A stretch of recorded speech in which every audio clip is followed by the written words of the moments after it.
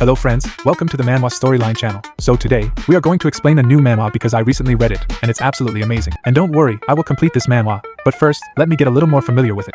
In a world suddenly plunged into chaos, a brutal apocalypse unleashes bloodthirsty zombies across the globe. Amid the carnage, our protagonist, Ye Jongming, finds himself completely out of place in this twisted, nightmarish reality. For years, he had anticipated the collapse of civilization, but he never imagined meeting his end at the hands of his own teammates. Let's rewind to 10 years earlier, when a cataclysmic event reshaped the world. 90% of humanity had transformed into bloodthirsty mutants, rapidly spreading their infection. As the situation grew dire, mysterious wheels descended from the sky, and soon, humans discovered crystals within zombies' heads. These crystals could be used to spin the wheels, extracting various resources, including weapons, genetic enhancements, and even supernatural abilities. Desperate to survive, humanity fought relentlessly for these wheels, turning the world into a brutal survival game. Jong chose to comply with this new reality, sacrificing his principles to stay alive. After a decade of grueling training, he finally earned his place on an elite monster fighting team, believing his hard work would lead to a better future. But instead, he was betrayed and killed by his own teammate. Just as he thought it was all over, he woke up next to Bea, a girl who had died long ago, in the very house he had lived in before the apocalypse, naked and disoriented. Realizing it was September 10, 2220, the day before the apocalypse began, Jong is flooded with memories of the monstrous future awaiting him. As the horror of reliving the nightmare sets in, a spark of determination ignites within him. Recalling the 10 years of survival skills and combat experience he had acquired, he sees this rebirth as a chance to rewrite his fate. With newfound purpose and strategy, he vows to navigate the impending chaos and change his destiny. The story of Ye Jongming begins anew, fueled by vengeance and a fierce will to survive. Ignoring the girl in the bed who asks where he's going, Jong dresses quickly. He yanks open a drawer, staring at the inheritance his parents left him, a luxury card he had never used in his previous life. But with the apocalypse looming, he knows money will soon be worthless, and he needs to use it now.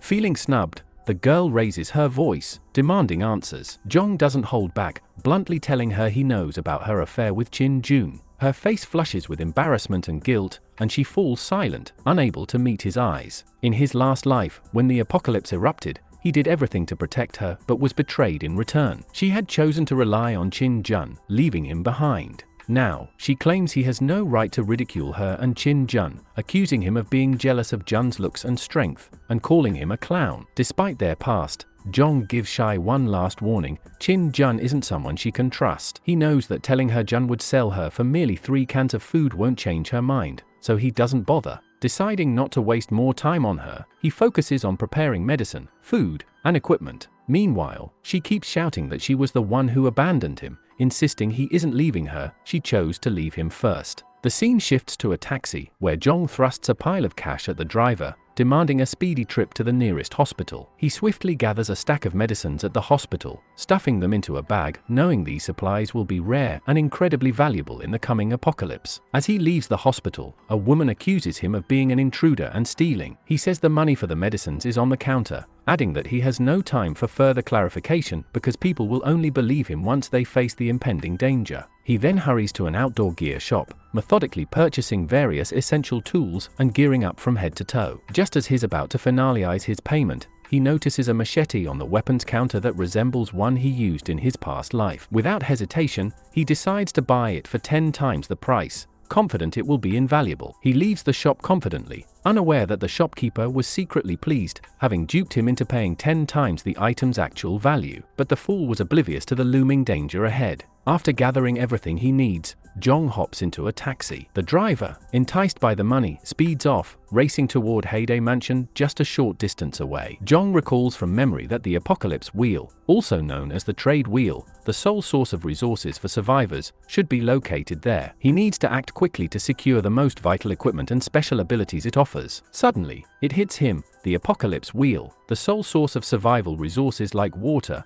food, equipment, and even special abilities, could only be obtained by spinning that wheel. He needs to be the first to reach it. According to his memory, the first apocalypse wheel should be near Heyday Mansion, but the taxi is stopped at the entrance to the high-end area. Undeterred, Jong instructs the driver to force their way through, promising to cover any damages. The driver complies, charging ahead, while alarmed policemen call for reinforcements. The car soon arrives at a desolate area and stops. Before getting out, Jong suggests the taxi driver leave the area, advising him to head to places with fewer people afterward. As Jong steps out, guards quickly apprehend him. Noticing his calm demeanor, one guard mentions that a taxi had smashed through their guardrails, accusing him of trying to flee. The policeman warns Jong not to act dumb, but despite the situation, he remains composed. Just as the policeman is about to ask a question, a massive rumbling sound grows louder, and everyone instinctively looks up to the sky. Before he could respond, a colossal, era-defying space battleship appeared, causing the policeman's anger to turn into sheer terror. Jong felt a cold sweat break out as the scene eerily mirrored what had happened 10 years ago. He wondered why the creator had abandoned the wheel and thrust humanity into chaos. Determined to change his fate, Jong seized the chance to grow stronger and retaliate. As the space battleship drew closer, people, oblivious to the impending danger, kept snapping photos to share online. Jong knew better. He could sense that an attack was imminent. Taking advantage of the situation, he turned and sprinted away, using his martial arts skills to move swiftly. He remembered that the attack would last 5 minutes, during which the world would plunge into hell. Reaching the door of a nearby villa, he rang the doorbell. Pretending to be a delivery man, he recalled that the first wave of apocalyptic wheels would soon descend after the battleship ceased its assault. As the electric gate buzzed open, he slipped inside without hesitation. The woman who answered the door, undeniably charming but suspicious, insisted he wasn't a delivery man and demanded to know his intentions. She threatened to call the police, but Jong ignored her, knowing she lacked combat skills and was unaware of the looming threat. Just as she was about to protest further, a loud explosion erupted outside, followed by terrified screams. Jong's stomach tightened as he saw the massive space battleship releasing a fleet of giant vessels that collided with cars and buildings. Curious onlookers moved closer, oblivious to the danger, only to be enveloped by a green mist that emerged from the vessels. Within seconds,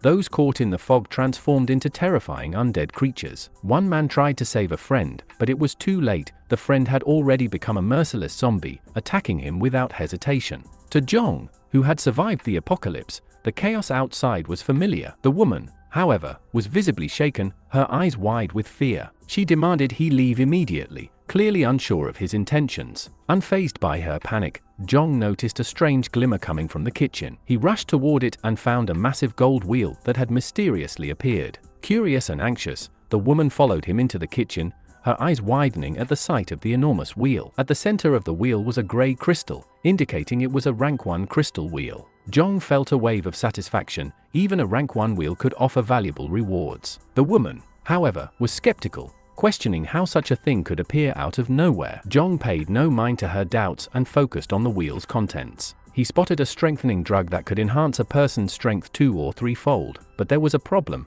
He had no crystals to activate the wheel. Upon closer inspection, he noticed that, unlike typical level 1 wheels requiring 5 crystals, this one needed 7, suggesting it held something even more valuable. After another look, Jong saw the prize, a lucky card. The woman, puzzled by his mutterings, asked what he was talking about. He explained that a lucky card could enhance a person's unique abilities, such as boosting physical strength or granting a companion beast. Jong wondered why the woman hadn't turned into a zombie yet. Perhaps she had some resistance to the poison. He began to consider her as a potential ally in the future. The woman remained unconvinced, still eyeing him suspiciously. Jong pointed out that the screaming outside had suddenly stopped. Her eyes widened with realization that something terrible must have happened. Ignoring the danger, she decided to step outside to investigate. Jong knew this was a fatal mistake. The silence meant that most of the screaming humans had already transformed into mutants and could no longer cry out. As she cracked open the door, an undead creature lunged at her.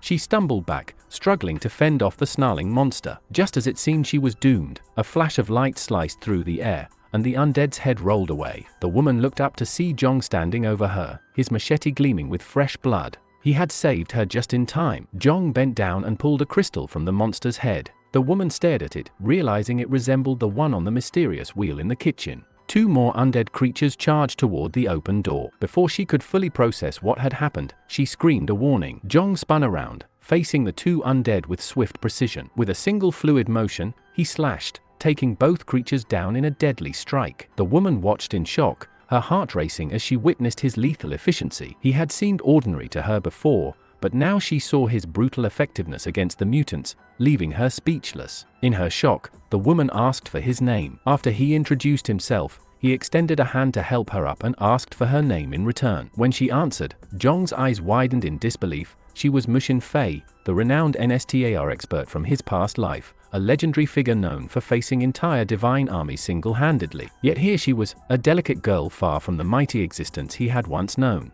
Still shaken by his reaction, Mushin pressed him for answers about what was happening outside. Zhong didn't hesitate and bluntly informed her that Earth had been invaded. He explained that most people had already turned into zombies. While he didn't yet know who was behind the invasion, he mentioned that a few people around the world, like the two of them, hadn't been infected. He also revealed that he had been collecting crystals from the heads of the undead, showing her the tiny, shimmering objects that were crucial for survival in this new world. After hearing his detailed explanation, she grasped the gravity of the situation and suggested they seek help from the government or military. He shook his head, explaining that these entities likely collapsed within minutes of the attack. As far as he could tell, the entire Earth had become a playground for the undead. His mind raced with calculations. If Shin had been an NSTAR expert in her past life, she must have had some extraordinary traits that were still hidden. He needed an assistant, and she seemed like the perfect candidate. He decided to teach her the survival rules of this new undead world. First, he explained the concept of the wheels humanity relied on to survive the apocalypse.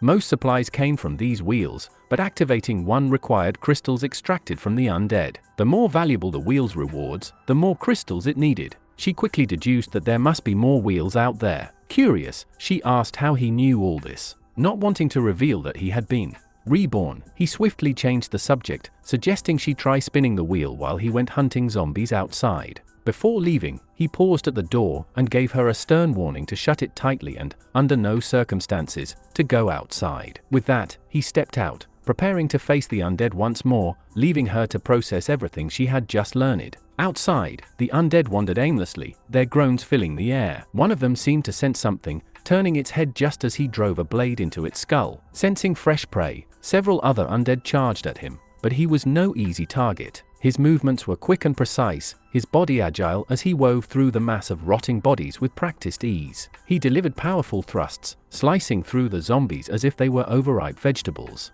When the last of them fell, he meticulously collected the crystals from their foreheads. Just as he finished, he heard desperate cries for help from behind him. Spinning around, he saw a girl being chased by two undead. Panic etched on her face, she bolted toward him, hiding behind his back in fear. Without hesitation, he stepped forward and met the undead head-on. With swift, deadly strikes, he brandished his blade, slashing them into mangled flesh. When he turned to check on the girl, her demeanor shifted. She clawed at him frantically, her mouth stretching open in a grotesque scream as she lunged at him. Thankfully, he was ready. In one fluid motion, he reached out, hooked her head, and drove his blade straight into her forehead, ending the threat before it could even begin. Returning with 11 undead crystals, adding them to the 3 he had already collected, he had just enough for 2 spins on the mysterious metal wheel. With Shin watching curiously, he carefully placed the crystals into the slots. As the last crystal disappeared, the wheel began spinning wildly. Both watched in anticipation. He silently prayed for some functional medicine. When the wheel finally slowed to a stop, it spat out for cans of food. He stared at them, a wave of disappointment washing over him. While canned food was a rare luxury during the apocalypse, it wasn't what he needed now. He wanted something that would give them a fighting chance, not just more supplies. JYN had already organized a large stash of unspoiled food while he was out hunting zombies, enough to last them for a while. Eating canned food at this point felt like a waste of a precious spin. Frustrated by his continued bad luck, he turned to her with an idea. He suggested she give it a try, thinking her luck might be better than his. He handed her the remaining crystals, hoping the wheel might offer something more valuable this time. As she placed the crystals, he noticed she looked like she was about to unlock a secret level. The wheel began to spin, and they both waited with bated breath. He thought each spin at the start of the apocalypse was crucial as it could rapidly boost combat abilities. Moments later, he was stunned. The wheel landed on an extremely valuable elimination card. He explained that the card allowed her to eliminate one reward. While it might not seem necessary now, he believed its value would become apparent when spinning for crucial equipment and skills. He looked at her in astonishment and asked if her luck was always this incredible. She shared that she had always been fortunate, whether it was getting extra bottles from soft drinks, winning big prizes from cracking eggs, or even drawing a live cow in a supermarket's lucky draw. This made him, who had been struggling with persistent bad luck, feel almost depressed. He speculated that Shin's luck might be due to her fortunate physique. Watching her bask in her excitement, he couldn't help but sneer. If she had a winning physique, he was determined to take full advantage of it. Early the following day, he prepared to slay the undead as daylight broke. His goal for the day was to collect 100 crystals. Seeing his confident determination, she resolved to support this great benefactor and make a meal worthy of 100 crystals. After some time, he returned panting and out of breath. He had 2 pieces of news for her and asked which she wanted to hear first. She opted for the good news. He told her that while the area was now completely overrun by zombies, he had managed to clear them all out. This impressive update thrilled her. He eagerly asked for the bad news, which was that he had only collected 21 crystals despite searching every house, room, and hidden spot in the area. Seeing his slight discouragement, she reassured him that this amount was still enough for several spins on the wheel. Hungry, he asked if there was something to eat. Soon, the dishes were served, but their appearance was unappetizing, even to dogs. She hesitantly admitted she wasn't very skilled at cooking and, with a hint of sadness, suggested that if he found the food unpalatable, he could always eat from the cans in the fridge. Despite the less than appealing presentation, he took a large bite and told her it tasted good, even if it looked terrible. Her eyes lit up at his comment. He was the first person not to reject her cooking. It was because he had survived the apocalypse and faced far worse, including eating dead human meat. Hunger and thirst were his greatest fears. After finishing the meal, they went to use the crystals he had collected on the wheel. Her luck was evident as the wheel rewarded them twice in a row with practical weapons, a gun and a crossbow. She handed him the remaining crystals, urging him to try. He shook his head, saying his luck was too poor. Undeterred, she took his hand, blew on it, and with a sincere expression, told him she had transferred her luck to him. Her gesture made him blush, unable to hide his surprise and gratitude. With 6 rewards remaining on the wheel and the odds of hitting the enhanced gene medicine now at a slim 1 in 6, she quickly suggested using the elimination card to remove the cookie option to improve their chances. Before they could reconsider, the discard card touched the wheel and suddenly ignited. His eyes widened in disbelief. Once the card made contact, their decision was set in stone. With a 1 in 5 chance remaining, he knew there was no turning back. Without hesitation, he inserted the crystals to initiate the spin. As the wheel started to whirl, both launched into fervent prayers, invoking every divine power they could imagine. As the wheel gradually slowed and the arrow settled on a green potion bottle, their faces lit up as if they had just won the jackpot. They had struck gold with a novice body strengthening potion. This wasn't just any reward, it was a game changer capable of amplifying combat skills and physical strength by at least 3-fold during the early stages of the apocalypse. In such a harsh world, a body strengthening drug like this was essential. Excitedly, she urged him to drink the potion immediately. However, he had a different plan. Instead of gulping it down, he carefully combined the strengthening potion with some heparin he had taken from the hospital, pouring both into a tray. He explained that mixing the 2 substances could double the potion's volume, effectively transforming 1 bottle into 2. He elaborated that the wheel they used wasn't unique, numerous others were scattered in various locations, each equipped with its own set of reward boards. With the additional bottles they'd created, they could trade for valuable skill cards or specialized medicines with other survivors. This strategy enhanced their immediate strength and opened up opportunities for bartering and negotiations, increasing their chances of long-term survival. Soon enough, the 2 newly created strengthening potions were sitting before them. She was about to ask him how he knew how to make the medicine when he quickly shifted the conversation, pointing out that the medical water's temperature was too high and needed to be lowered immediately. Turning back to her, he emphasized that she should memorize every detail of the process and the correct temperature standards because it would be her turn to make the potion next time. She nodded, feeling confident she could handle the task. After finishing the potion making, she couldn't resist asking again how he knew all this. Before he could answer, they were interrupted by a knocking sound from outside. His expression turned serious as he hushed her, quickly pulling her upstairs. Confused, she asked why he seemed so alarmed. He explained that the sound came from a mutated stink bug. These locusts had evolved into cannibalistic insects. Individually, they weren't dangerous, but they hunted in swarms. Spotting one meant the entire horde was nearby. Sure enough, the swarm of mutated locusts soon broke through the door, swarming up the stairs toward them. They scrambled to use a wardrobe to block the door, but he warned her that these bugs were more dangerous than they seemed. They could even infect plants, turning them into flesh-eating organisms. When they thought they were safe, the banging sound started again, louder this time. Startled, she instinctively jumped into his arms. He might have thought they needed modesty spray more than bug spray at that moment. However, he eased her fears by telling her not to be scared, assuring her that he was there for her. His words made her feel at ease. Seeing the door battered relentlessly, he realized it wouldn't hold out much longer. He quickly decided to have her hide in the bathroom while he prepared to face the oncoming swarm.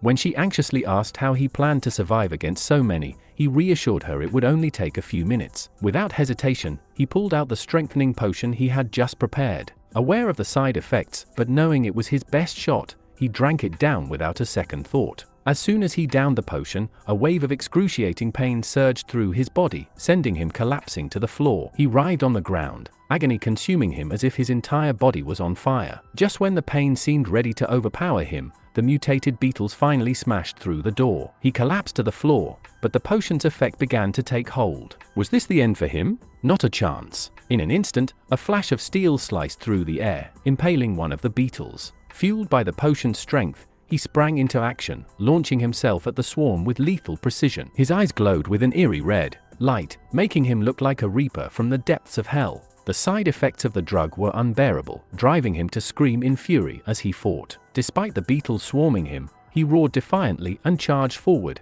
his blade slicing through them with relentless force. In a frenzy of slashing and stabbing, he cut through the horde, leaving a trail of carnage in his wake. Green mutated blood splattered across the walls and floor as he hacked away at the last of the creatures. Finally, when the last beetle fell, he stood amidst the destruction, panting heavily from the exhausting battle, his body trembling from both the fight and the potion's after effects. As he surveyed the shattered limbs scattered on the floor, a nagging suspicion crept into his mind. The appearance of a locust swarm always signaled the presence of a locust queen. The swarm would continue reproducing endlessly if the queen wasn't dealt with. Just then, a massive mutant loomed into view. It was the locust queen, enraged at the sight of her slaughtered brood. The queen spewed a jet of green liquid at him. Fortunately, he reacted quickly, dodging the acidic spray by a hair's breadth. The liquid sizzled and corroded everything it touched, but he wasn't intimidated. As the queen charged again, he decided to stop holding back. He leaped into the air, soaring above the queen before driving his blade down hard into her back. The locust queen let out a bone-chilling shriek of agony, writhing in pain.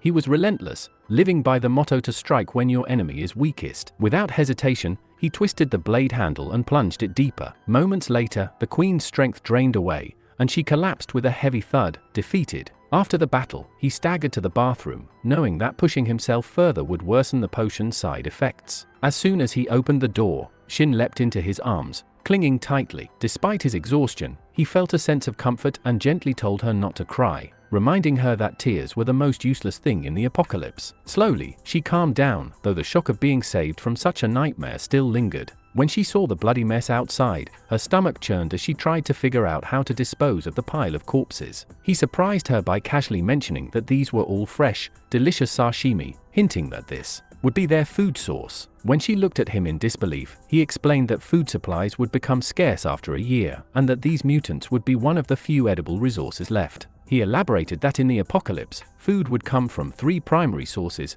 unexpired food, food obtained from the wheel, and the corpses of the swarm. The idea of eating mutants horrified her, but he pragmatically pointed out that eating these creatures was still far better than resorting to cannibalism, a thought that left her even more shaken. Helplessly, she equipped herself with what she could find and began the grim task of hacking off the broken limbs. In no time, she had chunks of meat piled into a basin. Noticing her quick adaptation, he praised her for getting used to such gruesome work so swiftly. Before long, he approached her with his backpack slung over his shoulder, saying he needed to gather more undead crystals. He reassured her to trust that he would return. With her gaze fixed on him as he departed, he ventured into the danger, fully aware he would have to push even further from their temporary refuge. Navigating the desolate streets, his senses remained sharp, listening for any hint of activity. Yet, all he encountered were the grim remains of the undead and fallen humans, their bodies scattered like discarded remnants of a forgotten world. As he approached an intersection, cries for help pierced the air, forcing him to stop abruptly. Startled, he cursed under his breath, wondering what kind of fool would shout so recklessly in a situation like this. It was as if they deliberately invited every undead in the vicinity to descend upon them. At the intersection, his eyes locked onto a girl sitting on the ground, her desperate pleas echoing through the deserted streets. Without hesitation, he rushed over and clamped his hand over her mouth, whispering urgently for her to be silent before she attracted more of the undead. But it was already too late. The echoes of her cries had drawn a horde of undead, squeezing through narrow alleyways and charging straight toward them. Realizing the imminent danger, he quickly unsheathed his blade and slashed at the advancing undead with deadly precision. Despite his efforts, their numbers were overwhelming. Desperate to buy time, he ordered her to run while he held them off. In her panic, she noticed an open door nearby. Without thinking twice, she bolted inside and called out, urging him to hurry and take cover before it was too late. Ignoring the undead closing in behind him, he made a frantic dash for the door just as it was closing. As they slipped inside, they slammed the door shut behind him. Before they could catch their breath, a decaying hand suddenly shot through the gap, causing them to nearly jump out of their skins. Their terror was mirrored in their pale faces as the door, now unable to fully close, forced them to act quickly. They bolted up the stairs, but it soon became clear that her strength was failing. Her breath came in ragged gasps, and her pace slowed as exhaustion set in. Just as she stumbled, one of the undead managed to grab her leg, dragging her down the stairs with a vice-like grip. Without hesitation, he swung his large blade in a mighty arc, severing the undead's grasp with a single precise strike. He pulled her back to her feet, but the situation had worsened. The staircase was now swarming with undead, closing in from all directions. Just as the chaos threatened to overwhelm them, a sudden blinding light burst through the narrow window, casting an eerie, otherworldly glow over the scene. Turning toward the light, his heart pounded in his chest as he saw the source, a glowing white object descending from the sky, illuminating the dark stairwell like a beacon. The realization hit him with startling clarity. It was the dungeon key, an object of immense power now within their reach. In his past life, he had learned that the dungeon key was one of the rarest and most valuable items in the apocalypse. It was the only way to reach the dungeon mystery land, a place brimming with hope and wonder.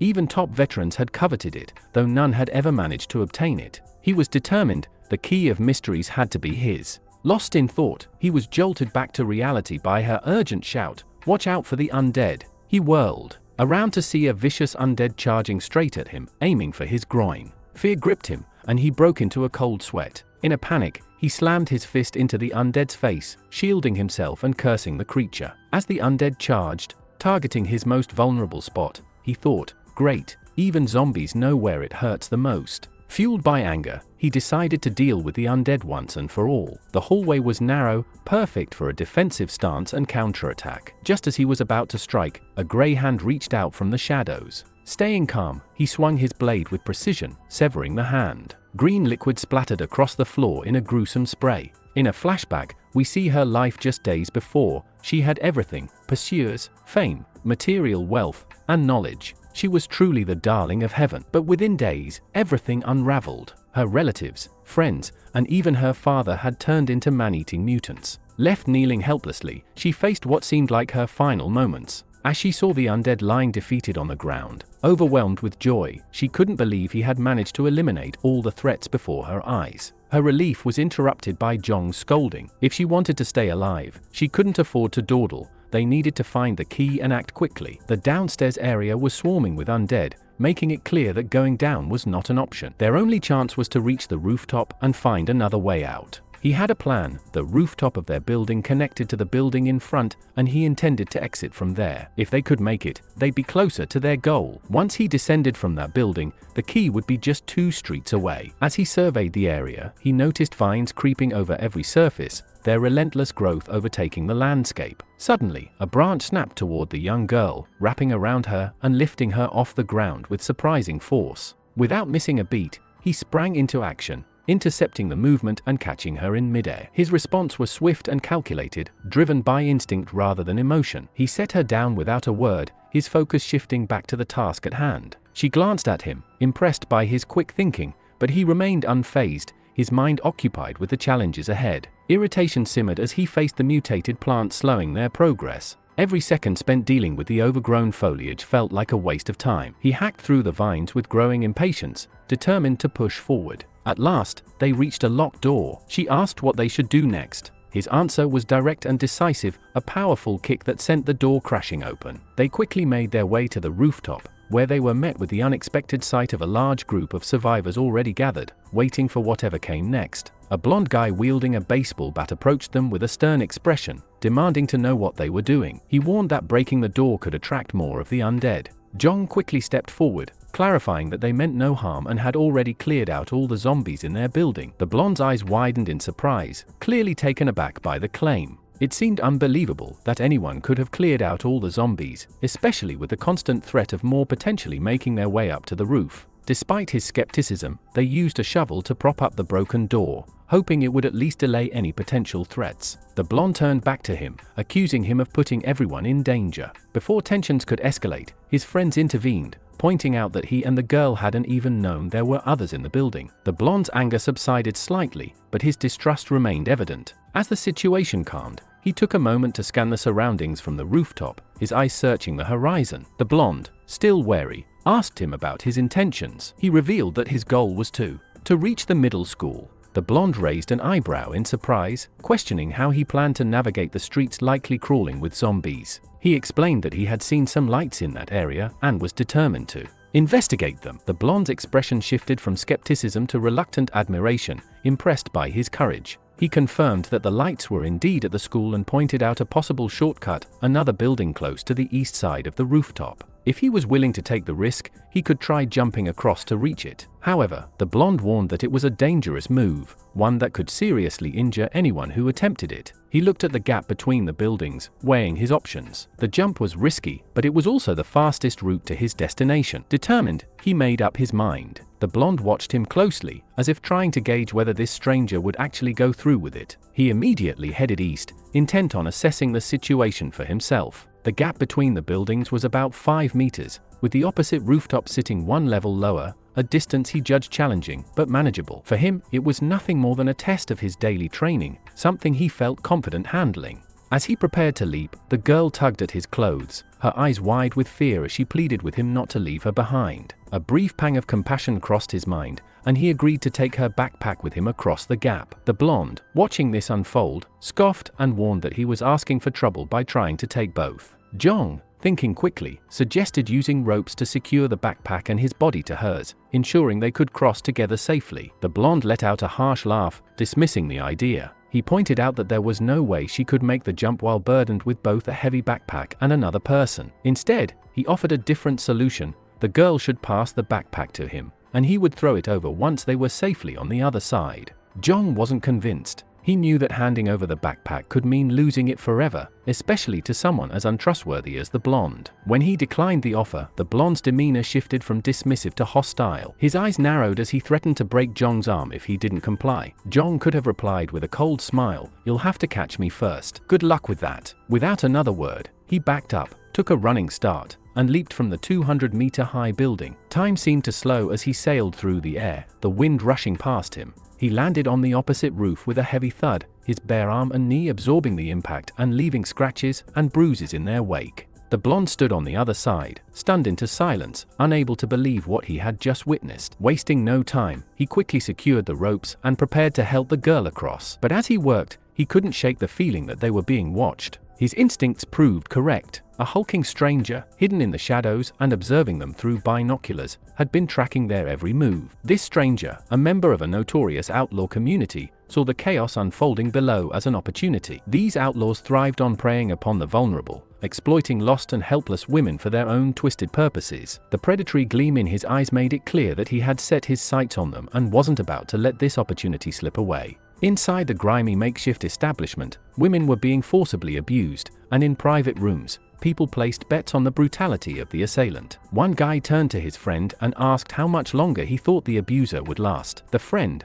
placing a bet for a cigarette, guessed 1 more minute. The white-haired guy scoffed, saying that this rundown place didn't even have a box of wine. He'd only found the cigarette from the body of an old man. His friend countered that if the place wasn't a school canteen, where would he find wine? To get wine, he'd need to head to the principal's office. A bald guy chimed in, noting that the principal's office was locked by some fool of a student. So what could they do? One of the men suggested waiting for the fifth brother, La Wu, and proposed throwing all the girls to the zombies. The white-haired guy objected, arguing that they shouldn't throw them away. This angered the bald guy, who seemed to think they'd gone beyond the point of no return. As they conversed, the giant who had been closely watching the girl with Jong walked in. The room erupted in chants of fifth brother in his honor. One of the men informed him that the building they were occupying was now surrounded by a massive horde of zombies, effectively trapping them inside. One guy grumbled about how one night had dramatically shifted the world's balance. La Wu laughed, dismissing the concern. He told them to do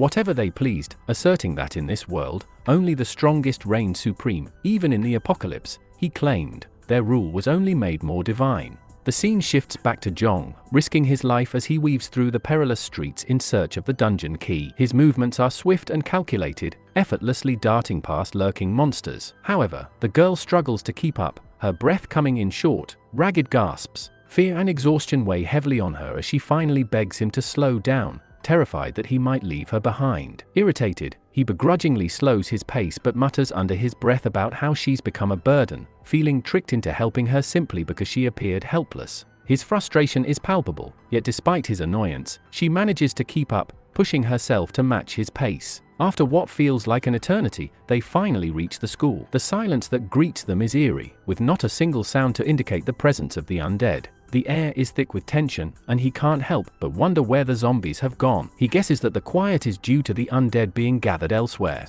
Inside the school, multiple students had barricaded themselves in classrooms, desperately trying to escape the undead that had overrun the area. Their faces were marked by despair, knowing that even if the zombies didn't breach their makeshift defenses, hunger and isolation would eventually take their toll. As they cautiously moved through the hallways, a girl trapped inside one of the classrooms spotted them. Her eyes widened with a mix of hope and desperation, and she began calling out for help, her voice trembling with fear. The girl at his side instinctively moved to respond, but he immediately stopped her, his hand shooting out to silence her. "Don't," he admonished in a low, stern voice. He reminded her that making noise could attract the undead lurking nearby, potentially leading them straight to their location. His bluntness stung as he pointed out that she wouldn't be able to defend herself if they were swarmed. His words were harsh, but rooted in the grim reality of their situation. She hesitated, a pang of sadness washing over her as she looked at the trapped students. The sight of their helplessness and fear tugged at her heart, filling her with distress. She wanted to help them,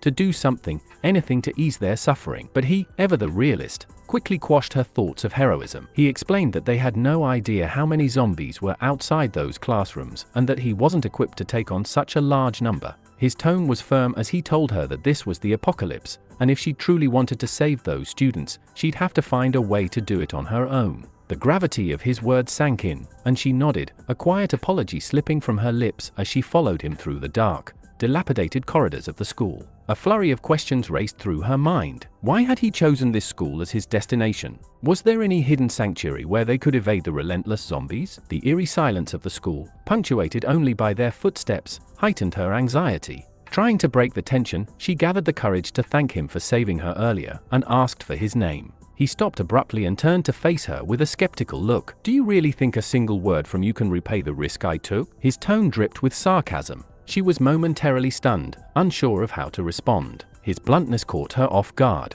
In frustration, she asked what he actually wanted. With a smirk, he told her that he had saved her to use her as bait. He added, almost casually, that in a tight spot, a pack of instant noodles would be more useful than she was. His remark left her speechless and taken aback by his cold indifference. Swallowing her pride, she introduced herself as Lin Chu-yin. In return, he shared his name. Despite his harsh demeanor, she decided to stick with him, convincing herself that deep down, he was a decent person, even if his mood was perpetually sour. As they continued their search for the dungeon key, distant cries for help from a corner classroom reached their ears. He hypothesized that the survivors inside might have seen the key or at least had valuable information about its location. He instructed Ling to stay hidden and, with agility, climbed up a pillar to reach the classroom. The noise from his movement attracted the undead inside the school. As a monstrous creature lunged at him, he reacted swiftly, delivering a powerful kick to its head and sending it crashing into a nearby wall. Landing with precision, he drew his blade and,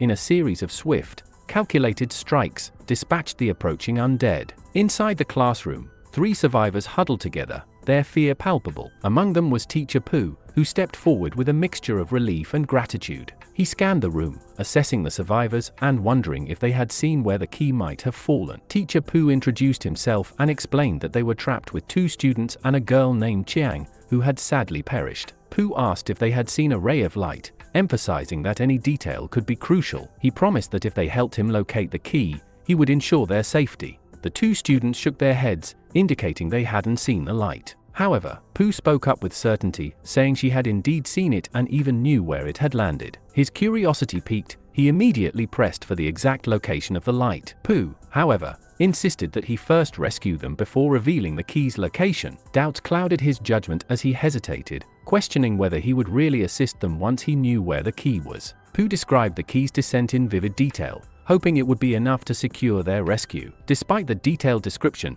he assessed that the situation was dire. There were too many undead outside to guarantee the safety of all 3 survivors with his current capabilities. He could only take 2 people with him. The children, outraged by his decision, demanded an explanation for his apparent disregard for their companion's life. They argued vehemently, finding his choice unfair and unreasonable. He sneered at their frustration, dismissing their pleas with a grim reminder: there's no fairness in the apocalypse. Only the strong survive, while the weak are left to perish. With a hardened resolve, he instructed them to remain where they were if they chose to wait for death. Drawing his sword and bracing for any potential attacks, he made his decision. He would take the 2 who were willing to follow him, leaving the rest to their uncertain fate. The students were gripped by fear, but Pooh gently caressed their shoulders, trying to offer them a shred of comfort. Standing at a distance, he ordered them to decide who among them would leave with him, understanding that only 2 could be saved out of the 3. Pooh didn't hesitate. Without a second thought, she selflessly offered the students the chance.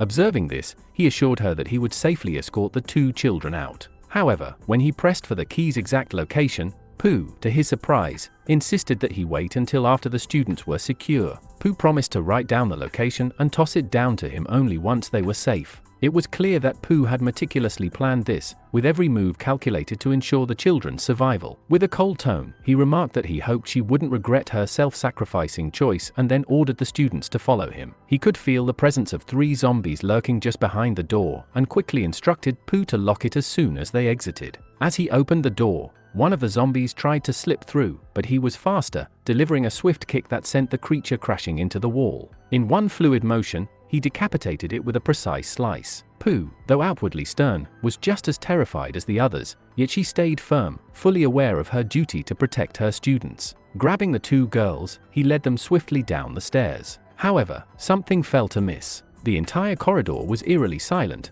not a single undead could be seen. A looming monstrous presence seemed to hang in the air, and he quickly warned them to slow down. The students, their anxiety mounting, asked if he had sensed something wrong, as the path ahead appeared clear. Ignoring whether his instincts might be off, he pressed on, racing down the stairs. Suddenly, a massive shadowy serpent lunged at them in a surprise attack. Reacting instantly, he drew his machete and swung, only for the serpent to vanish before his blade could connect. The girls, bewildered, asked why they had stopped. More convinced now of a lurking danger, he hushed them. After a thorough search, he found nothing, leaving him to question whether his senses were playing tricks on him. The shadow serpent crept closer and closer to the girls, inch by inch, while they remained oblivious to the looming danger. He, trailing behind, was lost in thought, the strange aura around him gnawing at his instincts. The serpent flicked its tongue, teasing Shia's hair and sending a chill down her spine. When she turned to look, her blood ran cold as she faced the serpent's gaping mouth filled with sharp, jagged teeth, ready to crush her. In a panic, she nearly lost control of herself. In that split second, he hurled his machete at the serpent's mouth. With a sharp swoosh, a piece of the serpent's lip fell to the ground, and the building echoed with its agonizing shriek, a sound that pierced through the gut and heart. Enraged, the serpent lashed out with its claws at him. Instead of retreating, he stood his ground, meeting the attack head-on with his fist. To his shock, the punch didn't even faze the beast. He quickly realized that the serpent had metal-clad arms, making it a nearly indestructible foe. Its relentless attacks, barely dodged by him, proved it was far harder to defeat than he had anticipated. Seeing the serpent's relentless strength, he launched a perfect roundhouse kick, aiming for its head with all his might. But the attack seemed to have no effect. Instead, the serpent's insane strength allowed it to seize him by the leg with brutal force and slam him into the ground so hard that the floor cracked beneath him. The girl watched in horror, her heart gripped with fear. If he couldn't defeat this monster, none of them had a chance to escape. Desperately, she called out to her companion,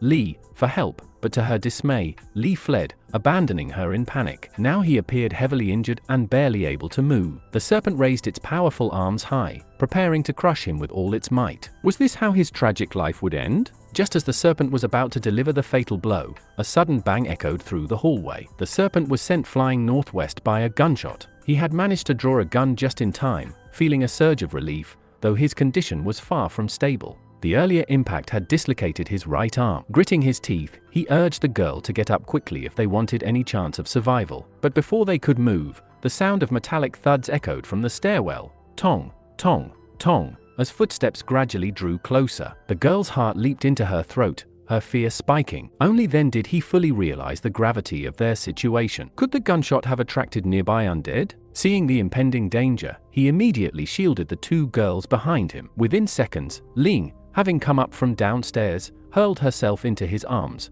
breathless and terrified. She stammered that she had waited for him so long that she was scared to death. Relieved to see she wasn't one of the undead, the two girls exhaled deeply. Through her fear, Ling explained that after a prolonged search, she had finally found him earlier at the multimedia center. A sudden flash of light had erupted, causing a horde of undead to surge in from all directions. Trapped in the chaos, she had been overwhelmed with fear and, with no other option, had fled in desperation, racing upstairs to find him. As he absorbed her account, the pieces fell into place. The source of light that attracted the undead was clear now. It was the light from the wheel. As the old saying goes, sometimes you search fruitlessly only to find what you need by chance. He quickly gathered everyone and led them downstairs. On the way down, Lee expressed her regret to Shia for not being able to help her, and Shia accepted it with understanding, acknowledging it wasn't intentional. They soon exited the classroom building without incident. Seeing that all the students were safe, Pooh hesitated for a moment, considering whether she should have kept the key's location secret, trusting that he would eventually come to rescue her.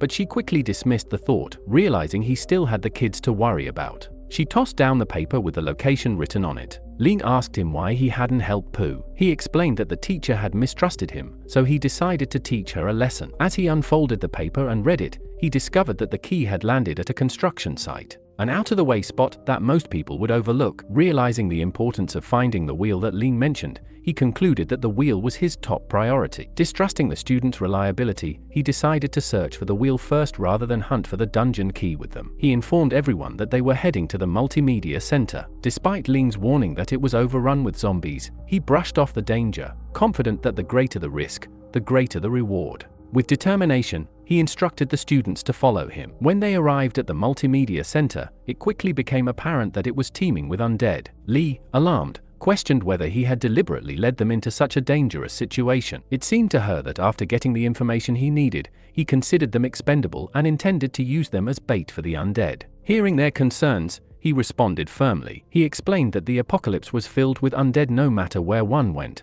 but assured them that he wasn't so despicable as to use them as mere bait. He made it clear that they had to wait outside until he cleared out the center and returned. After giving his instructions, he ventured alone into the multimedia center. Ling wondered why he was so determined to go inside. Was there something crucial he needed? Meanwhile, Lee was concerned that he was making a grave mistake. Despite having a gun, she doubted his ability to take on all the zombies alone. While they took refuge in a hallway, Lee decided they should leave for a safer location. She grabbed Shia's hand and urged her to come with her, insisting that they couldn't wait around and risk being killed by the zombies. She frightened Shia by suggesting that Zhong might not survive the overwhelming number of undead and that they needed to avoid the same fate. Xiao, who was soft-hearted, hesitated, worried about leaving him after all he had done for them.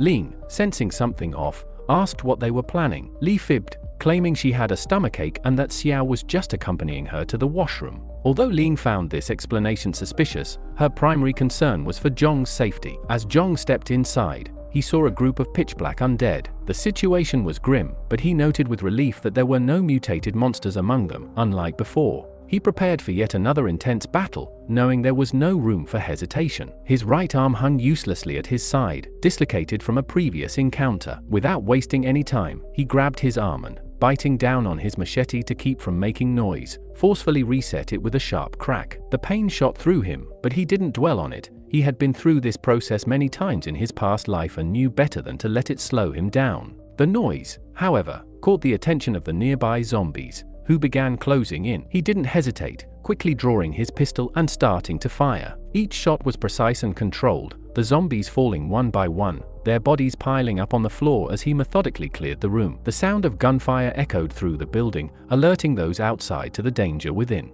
Lee, assessing the situation, immediately formulated a plan. She decided to take shelter in the teacher's dormitory and urged Xia to come with her, knowing they needed to act fast. However, Xiao broke away from her grip and ran toward Ling, pleading with her to join them instead. Li, frustrated by her actions, muttered that bringing Xiao along was a mistake, thinking more people would only mean less food to go around. Ling, however, refused to abandon Zhong. She questioned how long they thought they could survive. Without him, he was a powerful ally, and leaving him behind would be a death sentence for them. Li tried to change Ling's mind, pointing out the risks, but Ling countered with cold logic. If Zhong couldn't handle himself inside the center, they had no chance of surviving outside. Li was left without a response, silenced by her reasoning. Inside the building, the battle continued. Zhong moved with precision, cutting down the undead with ruthless efficiency. The floor was littered with the corpses of the zombies he had defeated, a stark reminder of the relentless fight he had just endured. Then something caught his eye amidst the chaos. Standing before him was a color wheel, distinct and unexpected. He approached cautiously, realizing as he got closer that this wasn't just any ordinary wheel, it was an extra-rare tricolor wheel, far more valuable than anything he had anticipated finding. He paused, his mind racing as he assessed the situation. He knew its value and what it could mean for his future efforts. The exhaustion from the battle faded into the background as he prepared to claim this rare find. Understanding the significance of what lay before him, he knew that in the apocalypse, wheels wield incredible power, with the potential to save lives. While ordinary wheels range from grade 1 to 9, there are also special multicolored wheels, the tricolor wheel, the 7-color wheel, and the 9-color wheel. Ordinary wheels offer equipment and food, but multicolored wheels provide extraordinary benefits. They grant formidable battle skills such as warrior, assassin, and ranger abilities, as well as incredible support skills like doctor, alchemy, and even chef. Attaining a professional skill from a wheel unlocks its greatest resources. For instance, an assassin with a wild battle sword could achieve mover-like precision and prowess. However, compared to a single-color wheel, multicolored wheels are incredibly rare. There's also a risk. If the wheel lands on a black area, it could explode like a bomb. As Zhong focused on the wheel, he noticed a badge within the black area, indicating it was a professional section and therefore safe from explosion. Despite his string of rotten luck, he had unexpectedly found a tricolor wheel. Could it be that Shin's luck had somehow transferred to him? In the hallway, Xiao desperately tried to persuade Ling to flee from the center, but Ling steadfastly refused. Instead, she warned them about the potential dangers ahead, urging them to trust Zhong's abilities. Despite the danger of making noise and attracting more zombies, Li remained confident that they were safe. She believed the zombies were all drawn to Zhong inside the multimedia center. With a sarcastic remark, she dragged Shor away, suggesting they should wait for Zhong's corpse, their supposed savior. Ling, enraged by this, slapped Li across the face and demanded she remember who had saved her life. Li, stung by the humiliation, retaliated with a slap of her own, warning Ling not to assume Zhong would always be there to protect them. As the tension between them escalated, she had tried to lead Ling away, unaware of the looming danger. Meanwhile, in the darkness, a pair of watchful eyes focused intently on Ling, who remained blissfully unaware of the impending threat. The fifth brother, enjoying the recent chaos, ordered his men to capture her immediately. Despite their concerns about plunging into a horde of zombies,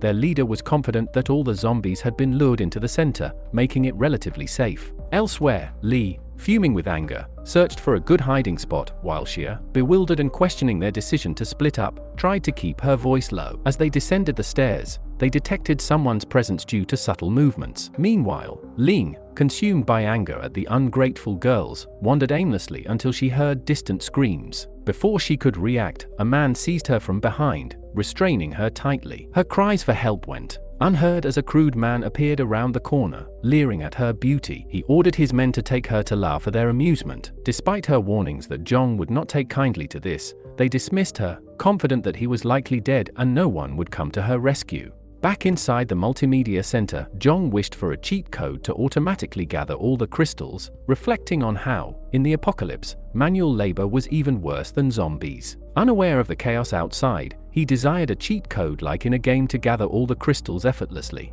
Li and Xia sprinted through the desolate streets, pursued by a savage zombie closing in on them with terrifying speed. Their breath came in ragged gasps as they cried for help, but Li quickly silenced Xia, warning her that shouting would attract more undead. In desperation, Li stumbled, her legs giving way beneath her. Xia stopped to help her, but Li, driven by an overwhelming instinct to survive, made a split-second decision. She shoved Xia directly into the path of the approaching zombie, using her as bait to buy herself time to escape. Xia's eyes widened in shock and disbelief as she was thrown to the ground, left to the mercy of the undead. The zombie pounced on her with feral aggression, and within moments, her screams were silenced by the grisly sounds of her demise. Drenched in sweat and shaking from the near miss, Lee forced herself to keep moving. She retraced her steps back to the spot where Zhong had instructed them to wait, only to be confronted by a horrifying sight. Ling was being dragged away by a group of kidnappers. Fear gripped Lee as she watched the scene unfold, knowing that if she stayed, she could share the same fate. Without a second thought, she began to back away, hoping to escape unnoticed. But one of the kidnappers caught sight of her and gave chase. Panic surged through her as she fled, her lungs burning with every breath. Meanwhile, Ling refused to give in without a fight. She managed to sink her teeth into one of her captor's hands, causing him to curse in pain and loosen his grip just enough for her to break free. She stumbled and fell, but before the kidnapper could recapture her, a sharp blade suddenly pierced his hand. He howled in agony and released her as he clutched his wounded hand. Seizing the opportunity, Ling scrambled to her feet and rushed toward Zhong, who had arrived just in time. Ling threw herself into Zhong's arms, relief washing over her as she realized he had come to save her. The building echoed with the kidnapper's gut-wrenching screams as Zhong pulled the blade from his hand. The kidnapper's face contorted in fury as he spat out a threat, vowing that his boss and the notorious fifth brother would never let this insult go unpunished. But before he could finish, Zhong delivered a crushing punch to his chest followed by a brutal kick to his face, sending him crumpling to the ground. With the kidnappers incapacitated, Zhong turned to Ling with a serious expression. He asked where the other girls were, and she explained that Li and Xia had doubted he would make it out alive and had decided to head in a different direction. As they spoke, Li staggered into view, breathless and disheveled. She quickly fabricated a story, claiming that Xia had fallen behind and was overtaken by zombies. Her voice trembled as she apologized, promising to be more cautious in the future. Ling asked Zhong what he planned to do with the kidnappers. He assured her that she needn't worry, the zombies would take care of them. There was no point in wasting any more energy on scum like them. With the multimedia center now secured and the undead threat eliminated, Li finally understood the full extent of Zhong's strength. Realizing that staying close to him was her best chance for survival in this unforgiving world, Zhong sensed her newfound resolve. He instructed them both to remain at the multimedia center while he went back to retrieve someone important. As he disappeared into the shadows once more, by ruthless forces, Teacher Pooh, overwhelmed by despair, heard knocking on the door. In her desperation, she grabbed a shard of broken glass, ready to end her life. Amid the chaos of the apocalypse, she feared the worst and resolved to take her own life on her own terms, believing her mission to help her students had been fulfilled. Just as she was about to act, Zhong kicked the door open with a forceful bang, interrupting her tragic decision.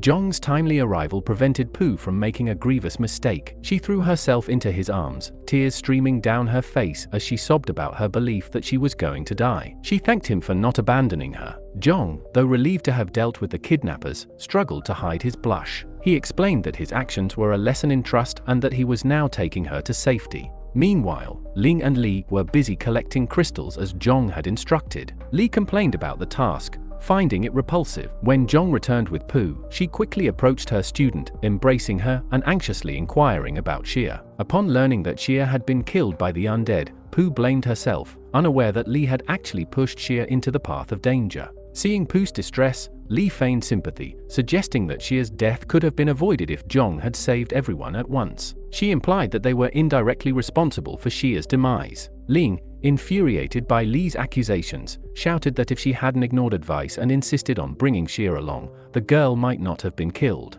Li retorted that both Ling and Zhong had used people as bait for the undead, playing the role of saviors while putting others at risk. Before the argument could escalate further, Zhong slapped Li, instructing her to think before speaking. He made it clear that if he could save her, he could just as easily leave her to the undead. The slap was meant to make her realize that taking on more people meant more danger, and his decision to save her was an act of benevolence, not an obligation. Pooh quickly intervened, trying to calm everyone down. She explained that children often speak without thinking and urged them not to take it personally. She also expressed her gratitude to Zhong for saving her life. Ling, curious about the task of collecting crystals, asked Zhong why they had been assigned this task. Without answering immediately, Zhong led the group to where the tricolor wheel had appeared. Ling was surprised to discover that this was where the crystals were meant to be used. Zhong explained that unlike the rank wheel, the tricolor wheel didn't simply count the number of crystals but measured their energy to reach a specific activation threshold. He inserted 26 rank 1 crystals into the energy plate, and the wheel began to spin rapidly. A wave of relief washed over Jong as the wheel eventually stopped on the red square and a box emerged. He opened it with eager anticipation, expecting a powerful combat profession. His excitement turned to shock when he saw the profession awarded was Glory Artisan. Disappointed, Jong realized that this role wouldn't make him exceptional. From the colored wheels, one could receive both a primary and a support profession. Artisan, classified as a support type, did not enhance combat abilities. Lee asked to see the reward, feeling that all her hard work shouldn't be used by Jong alone. He handed the page to Pooh and examined the other items, including a 4-colored badge that seemed unusual. Pooh read the page, discovering that the artisan profession included techniques such as enchantment, magic collection, mosaic, and crafting. The mention of these techniques piqued Jong's interest. Realizing that the artisan profession wasn't as useless as he initially thought, Jong understood that these skills could produce and upgrade weapons, greatly enhancing their capabilities. Each color of metal represented a different ability. Seeing the potential, Jong noted that there were still plenty of crystals left from the undead and called everyone to help gather them. Their goal was to eliminate a few more zombies in the area, strengthening their position. He emphasized the importance of acquiring skills for better self-defense. As they worked to clear the corpses,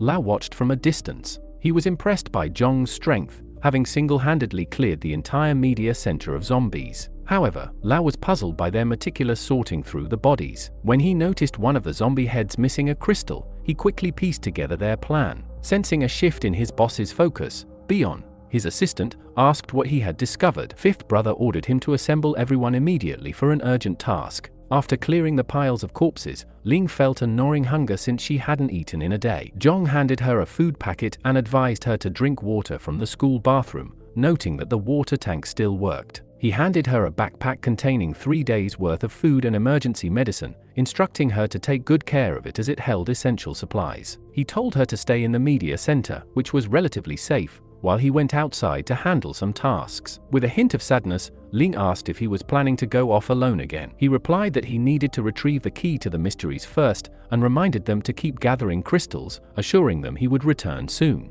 Lee, concerned, questioned what they should do if zombies attacked while he was away. He bluntly stated that protecting them was not his responsibility. He then picked up an ordinary wooden stick and, in seconds, transformed it into a long wooden spear using his crafting skills. He distributed the spears to them for self-defense, warning them that without proper protection, only death awaited them. Ling understood the harsh reality and accepted that they needed to learn to fend for themselves in this ruthless apocalyptic world. With the spears handed out, he left to continue his work. He headed alone to the construction site of the nearby school's new building. As he entered the site, a black shadow suddenly fell from the sky. Instinctively, he caught the falling figure, realizing it was not an object but a girl in a military uniform. When their eyes met, she sprang from his arms and grabbed his uniform, taking him by surprise. He shouted at her, questioning her sanity for treating her savior like this. Despite his protests, she maintained a stern demeanor, interrogating him with sharp questions about his identity and reasons for being there. Seeing reason wasn't working, he quickly used force to free himself from her grip and restrained her by gripping her neck.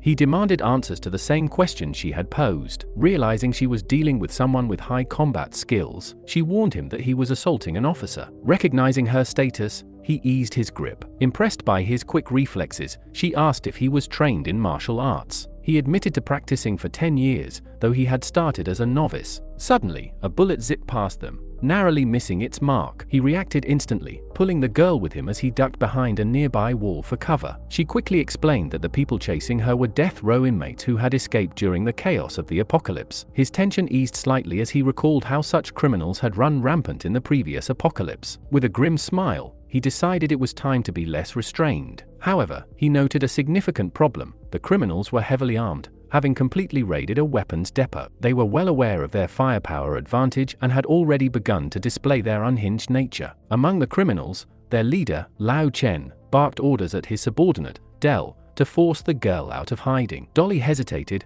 asking about the man with her, to which Chen coldly replied that he was to be killed on sight. Determined, Dolly eagerly charged toward them, intent on delivering a fatal headshot. But as she approached, a single bullet pierced the center of her forehead, dropping her instantly. Jong hadn't taken down criminals in a while, but his aim remained deadly accurate. The sudden death of Dolly sent the gang into a frenzy. They unleashed a wild barrage of bullets at his previous position, trying to suppress any threat. Caught off guard, they were surprised when Jong suddenly appeared above them. From his elevated position, he took aim and fired a shot straight into Lao Chen's chest, killing him instantly. Panic erupted among Chen's remaining associates as they scrambled to aim at him. The policewoman with Jong sprang into action, delivering a powerful knee strike to one of the criminals, followed by a precise punch that sent him flying. The criminal, now on the ground and begging for mercy, looked up at her with fear. Before she could decide his fate, Jong had already pulled the trigger, ending his life with a cold, unhesitating shot. The policewoman rounded on him, scolding him for killing a criminal who had already surrendered. She questioned why he had pulled the trigger when the man was no longer a threat. Jong offered no answer, his expression remaining hard and unreadable as he holstered his weapon. After ensuring the criminal was dead, she questioned him again about his actions. He explained that he was doing what police officers should have done, eliminating dangerous criminals. He murmured that in the apocalypse, there were countless cases where people begged for help, not just from the undead, but from scum like death row criminals who preyed on them. He recounted how, in his past life, his ex-girlfriend was brutally raped and killed by such criminals. He emphasized that since these criminals were already sentenced to death, he would show them no mercy. She looked at him, noting his cold demeanor. While she understood his reasoning, she was struck by how young he was yet so mercilessly cold-blooded. She wondered what experiences had hardened him so profoundly. Meanwhile, on the other side of the city, a man nervously informed Lao Chen that the two people he had sent to rescue had already been. Lao Wo's rage flared when he learned that the two men he had sent for rescue had been bitten to death by zombies. Enraged by the news, he reacted swiftly and brutally when the man suggested avoiding Jong due to his formidable martial arts skills. Lao Wo landed a heavy punch on the man's face, knocking him off balance. He sneered, declaring that killing Jong was the key to controlling the entire area. With him out of the way, they would claim all the weapons, resources, and women. Turning to address the gathered criminals, Lao Wo's voice boomed with authority. He announced that someone had dared to act with impunity on their territory and, worse, had killed two of their brothers. Bien, not fully grasping the gravity of the situation, foolishly tried to argue that the men had been killed by zombies, not by Jong. This only fueled Lao Wo's fury. He struck Bien again, silencing him with a warning to keep his mouth shut unless he wanted to lose more than just his dignity. Lao Wo then clarified to the group that the apocalypse had changed the rules. While they had previously operated in the shadows, now they were free to take whatever they wanted, and no one could infringe on that freedom, not even Jong. The criminals roared in agreement, their bloodlust ignited by Lao Wo's words. With a malevolent gleam in his eyes, Lao Wo vowed that Jong would not survive the day. He issued orders to be on high alert, understanding that this mission was crucial to solidifying their control over the territory.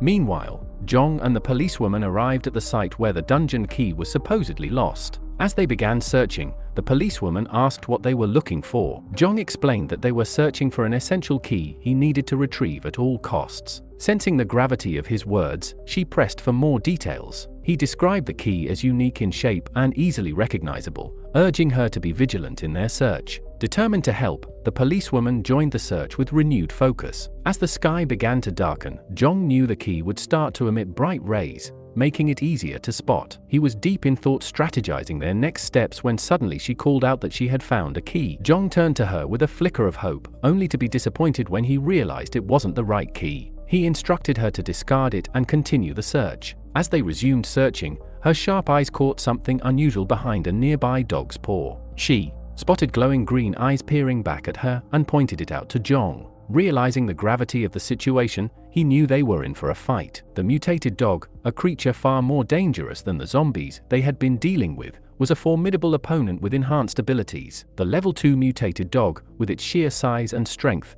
charged at them with a menacing growl. Jong fired 2 shots quickly, but the agile beast dodged effortlessly. The policewoman was equally helpless. The dog's speed and unpredictability exceeded their expectations. As the massive dog lunged at Jong, he braced himself for a vicious attack. However, instead of feeling sharp teeth sink into his flesh, he was met with something entirely unexpected. The dog began frantically licking his cheeks, its tail wagging furiously. Caught off guard and struggling to comprehend the bizarre behavior of what he had assumed was a dangerous creature, Jong was surprised. The policewoman watched in disbelief as the dog licked him, remarking, "Looks like it's trying to turn you into a chew toy, or maybe just a really moist snack." Jong looked closer at the dog and a flicker of recognition crossed his face. There was something familiar about the dog's tail, something that sparked a memory from his childhood. He recalled a time when he had encountered a small, hungry puppy desperately trying to steal food from a drunken man. The man had retaliated cruelly, striking the puppy with a glass bottle and stepping on its tail, breaking it in the process. Young Jong had devised a clever ruse to protect the puppy, convincing the man that the dog was infected with dangerous bacteria, which successfully scared him off and saved the puppy from further harm.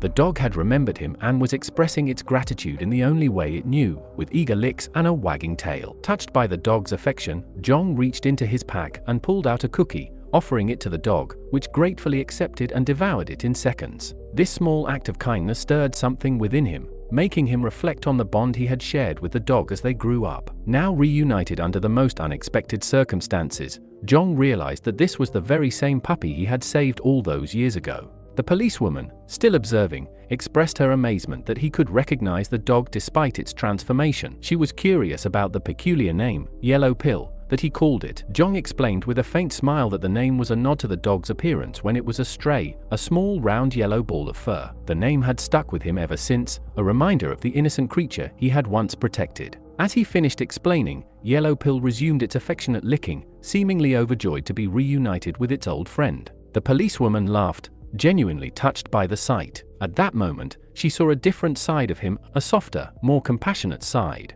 A softer side of Jong emerged, contrasting sharply with his usual tough and hardened demeanor. Across the city, 3 girls sat tensely around a table, the air heavy with unspoken frustration. The tension was palpable when Lee suddenly stood up, pointing an accusing finger at Ling. She demanded to know if there was any food left in the backpack. Ling firmly denied it, but Lee, unconvinced and increasingly agitated, insisted she had seen canned meat inside earlier. Accusing Ling of hoarding food, Lee refused to back down. Ling, her patience wearing thin, reminded Lee that allowing her to eat anything was already generous. She added that if Lee wasn't satisfied, she could give up the cracker she was holding. Undeterred, Lee tried to snatch the backpack, pushing the boundaries of decency. Ling's frustration boiled over as she reminded Lee that the food had been entrusted to her by Jong, and Lee had no right to take it. Refusing to relent, Lee resorted to her old bullying tactics, demanding they split the food evenly and accusing Ling of using Jong's name to intimidate them.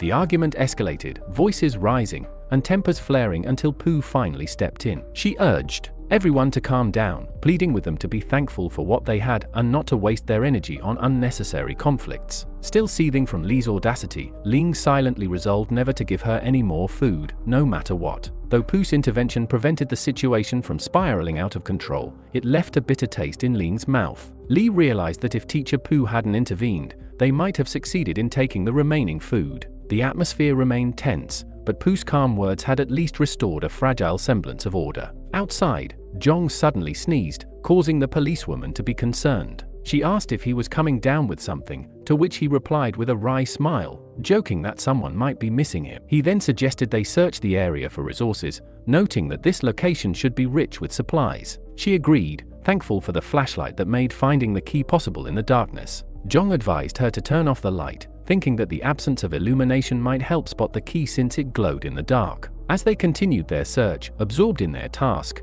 they were unaware of the ominous presence lurking in the shadows, inching closer. In the pitch-black surroundings, Jong spotted a faint glimmer of light. His heart raced as he wondered if this was the key they sought. He dug and, to his immense relief, unearthed the dungeon key. He shouted with triumph, and the policewoman cheered alongside him. But their celebration was short-lived. From the shadows, a long, writhing tongue shot out. Before they could react, an enormous mutated lizard lunged forward, its sticky tongue snaring the policewoman with a sickening slurp. As she was about to be devoured, Jong acted swiftly, drawing his mountain dagger. With a mighty swipe, he severed the lizard's tongue, freeing her from its grasp. She stared in stunned silence at the massive creature while Jong, breathless and alert, prepared for the next attack. The lizard, undeterred, lashed out with its sharp claws. Jong deftly dodged its strikes but was briefly caught off guard as his loyal dog, Yellow Pill, sprang into action. The dog engaged the lizard, its movements agile and determined, drawing the beast's attention away. Taking advantage of the distraction, Jong leaped up and drove his dagger into one of the lizard's eyes. The creature roared in fury, thrashing wildly as Jong's stamina began to falter under the relentless assault. Though exhausted, he remained determined,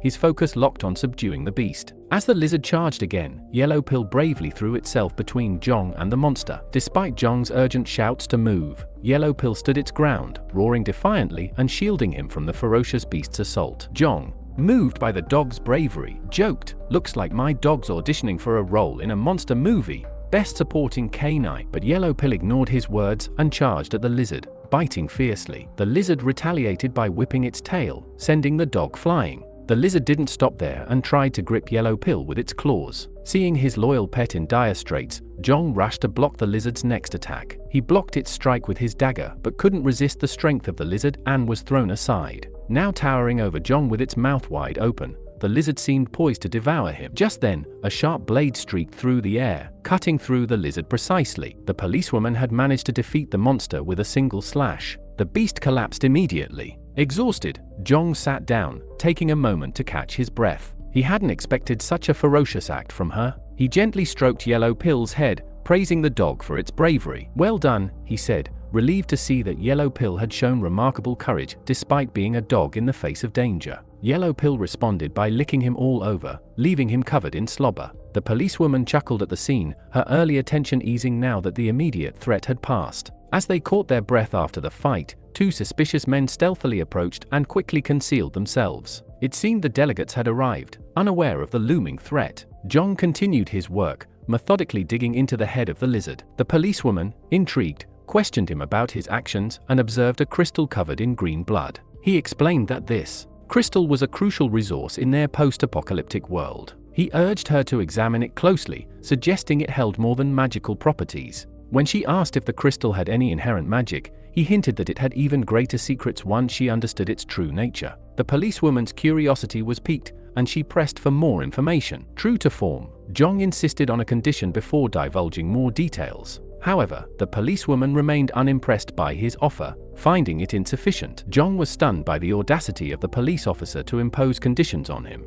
She decided she would uncover the crystal's secrets on her own, an immediate rejection he had never encountered from a woman before. Unlike Shin and Ling, who had been more receptive, she decided it was time to part ways. Jong was taken aback by how swiftly their brief friendship ended. Hesitantly, he called after her, admitting he had an unreasonable request. Given the perilous surroundings, harsh environment, and many threats they faced, he proposed that teaming up might offer better coordination and safety. She considered his suggestion thoughtfully, stroking her chin. Jong felt dejected and hung his head, questioning why he seemed so pathetic. Yellow Pill patted him gently, offering a small comfort. Finally, the policewoman looked at him with a hint of appraisal, remarking that while his behavior was odd, he didn't seem like a bad person. She extended her hand for a handshake and introduced herself as Mori. Relieved and grateful, he shook her hand and introduced himself in return. As they were talking, two shady figures crept up, their eyes falling on a gun hidden in the rubble. One man eagerly grabbed the weapon and whispered to his companion, who quickly clamped a hand over his friend's mouth, hissing for silence to avoid alerting their targets. They swiftly followed Jong and Mori. Suddenly, they were confronted from behind by two hoodlums. One ordered Jong to surrender, claiming they had no choice, while the other, bristling with anger, retorted that Lawo had instructed them to kill, not capture. With only one hoodlum brandishing a gun and preparing to shoot,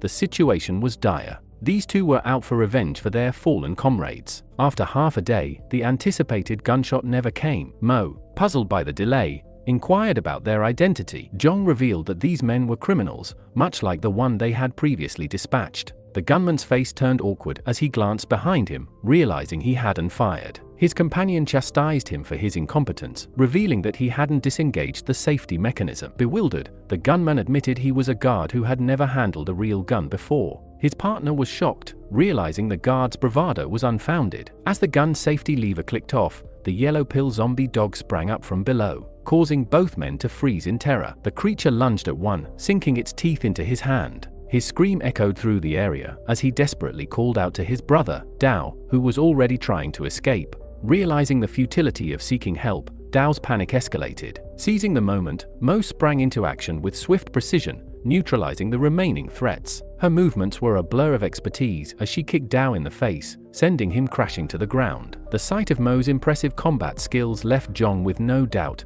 Crossing her again would be a serious mistake. With the two hoodlums now restrained and struggling, Jong took a firm stance, his tone stern. He demanded answers, making it clear that if they wanted to avoid losing too much blood, they needed to reveal Lawo's whereabouts immediately. Meanwhile, Lawo strolled through the hallway where Jong had previously taken down zombies. He ordered Bion to collect the crystals from the undead's heads. Bion, however, was confused and suggested eating first as he was starving. La Wo, known for his cruelty even toward his own men, insisted that Bion focus on the task. To La Wo, these crystals were valuable and essential, though Bion saw them as worthless debris. La Wo struck Bion in the head, compelling him to work without further complaints. La Wo himself didn't fully understand the purpose of the crystals, but their frequent recovery from zombies intrigued him. The hidden uses of these crystals were a mystery to him, yet he was convinced of their significance. The scene shifted to the three girls resting in a safe room within the media center, having found temporary refuge. Lee, with eyes sharp with malevolence, opened her eyes after ensuring Teacher Pooh was sound asleep. She focused on Ling, rising quietly with a sharp shard in hand and a dark intent. Lee approached Ling with cold determination, feeling overshadowed and superior to Ling. With Zhong's support now on her side, Lee was set on eliminating her and seizing the resources that could secure her own survival. As she prepared to strike, the unexpected voice of Teacher Pooh startled her. Jolt of fear ran through Lee as she quickly hid the shard behind her back and turned to face the voice. She feigned innocence, pretending she needed to use the bathroom. Her desperation was apparent as she shuffled away with a wretched expression. Once inside the bathroom, Lee's composure shattered. Her chance to carry out her plan had slipped through her fingers, leaving her seething with rage and disappointment. Tears flowed freely as she struggled with her failed attempt. Her moment of despair was abruptly interrupted by a violent pounding on the bathroom door. The harsh sounds reverberated through the small space, intensifying her panic. Lee's heart raced as she realized her confrontation was slipping away, trapping her in a situation that threatened to expose her and undo everything she had tried to achieve. As she re-entered the room, she asked Teacher Pooh, who was trying to break down the door, what was happening. Ling, her voice trembling, assured her that the door was locked. The door held firm against the zombies, but a massive strike shattered it, sending splinters flying. The girls, now drenched in fear, realized with horror that ruthless criminals had breached their sanctuary. Panic surged as the intruders entered the room. The danger was palpable, and the girls were at the mercy of these merciless assailants. With a menacing grin, one of the criminals snatched a weapon from Ling. Her voice quivered with desperation as she demanded to know their intentions. The thug, puffing on a cigarette, sneered and grabbed her face, asking what she thought they were there for. Another young criminal approached Teacher Pooh, who shouted in alarm, demanding he keep his distance. Amidst the chaos, Lee saw an opportunity to escape and began to slip away. The gang leader, Dong, barked orders to capture her immediately. One of his men, appearing conflicted, reminded Dong that La Wo had only instructed them to kill Zhong and take the girls. Dong, his patience wearing thin, roared that La Wo wasn't present, and they were to follow his orders now. He commanded them to pursue the fleeing Lee. A hefty criminal took off in pursuit, with one of his comrades warning him not to enjoy her alone. As the girls faced an escalating threat, their chances of escape dwindled. Teacher Pooh was gripped tightly around the waist by one of the intruders, who had shown an unsettling interest in her long ago. With chilling calmness, he told her not to be afraid and asked if she remembered him. Trembling, she demanded to know who he was. The man smirked, revealing that he had once been a student at the school and had attended her classes. She recognized him immediately as Bai, a notorious troublemaker known for his persistent and inappropriate advances. His history of harassment had made him a constant threat, and now he was finally acting on his dark intentions. Ling was forcibly restrained by another thug who recognized her from her online presence as a celebrity on Quo's platform. Both women were subjected to degrading treatment as the criminals reveled in their power and control, indulging in their cruel and despicable behavior. Meanwhile, Zhong had tightly bound two scoundrels after they revealed La Wo's identity and location. Mo suggested they return to the bureau to gather more people, but Zhong wasn't interested in that approach. He preferred a direct strike over a drawn-out plan. Mo warned him that La Wo had additional allies and that they should be prepared, but Zhong dismissed the need for extensive preparation. Although hesitant, Mo agreed to go with him. Curious about the key he carried, she asked its purpose. Zhong explained that the key represented more than just an object, it symbolized unlocking deeper mysteries and understanding the changes in their world. Puzzled, Mo questioned what he meant by unlocking the future. Zhong's response was cryptic but clear. The world had changed dramatically with the rise of undead mutants and crystals, disrupting the natural order beyond ordinary understanding. The key secrets would only be revealed when they were strong enough to grasp its true power. The scene shifted to the hefty criminal relentlessly pursuing Lee down a narrow corridor. His heavy steps echoed as he taunted her, threatening to break her limbs once he caught her. Cornered at the end of the hallway by a locked door, Lee glanced back to see his menacing figure approaching with a wicked grin. He grabbed her head with his large hands, declaring that unlike other girls, she wouldn't escape him. In this apocalyptic world, Lee tried to placate him with a mix of cunning and desperation. She vowed not to leave him or mock him. Her words seemed to catch him off guard, causing him to doubt her sincerity. Seizing the moment, Lee attempted to flatter him, praising his looks and claiming she would do anything for him. As she spoke, she placed his hand on her chest in a bold move. Despite her attempts to seduce and manipulate him, the hefty criminal remained unimpressed, calling her average-looking. Nonetheless, his loyalty to Dong drove him to drag her back to their hideout. As they returned, Lee's expression shifted to panic upon seeing Teacher Pooh in a dire state. Her clothes were torn, and she had been brutally mistreated. The hefty criminal mocked her distress, while Dong, observing the scene, remarked on Teacher Pooh's fierce resistance. Despite her attempts to fight back, including biting one of Dong's men and causing a bloody nose, Pooh had been severely abused. Lee was overcome with grief at the sight of her mentor's suffering. Dong then turned to the hefty criminal and noted that Lee had returned with him, hoping to join their group. Despite Teacher Pooh's horrific condition, Lee remained determined to join Dong's faction. Dong Chief asked her if she genuinely wanted to be part of their group, and Lee affirmed her commitment, saying she was willing to do anything required. Unexpectedly, Dong Chief pointed to Ling and told Lee to take care of her, revealing that Ling was her friend. This revelation shocked Ling, who couldn't believe Lee had become treacherous. Without hesitation, Lee approached Ling and slapped her face. Ling gasped in shock, tears streaming down her face. Enjoying the display, Dong Chief ordered Lee to slap Ling even harder. This was an act Lee had long desired, and she delivered each blow with increasing force. Ling's face grew redder with each slap, her cries mingling with anger and humiliation. She sobbed uncontrollably, calling Lee an evil monster, while Dong Chief's smile widened. Satisfied by the show of dominance, Lee pressed Ling's head down and remarked that the longer one looked at her face, the more repulsive it became. Dong Chief, standing confidently behind her, declared that Lee had now qualified.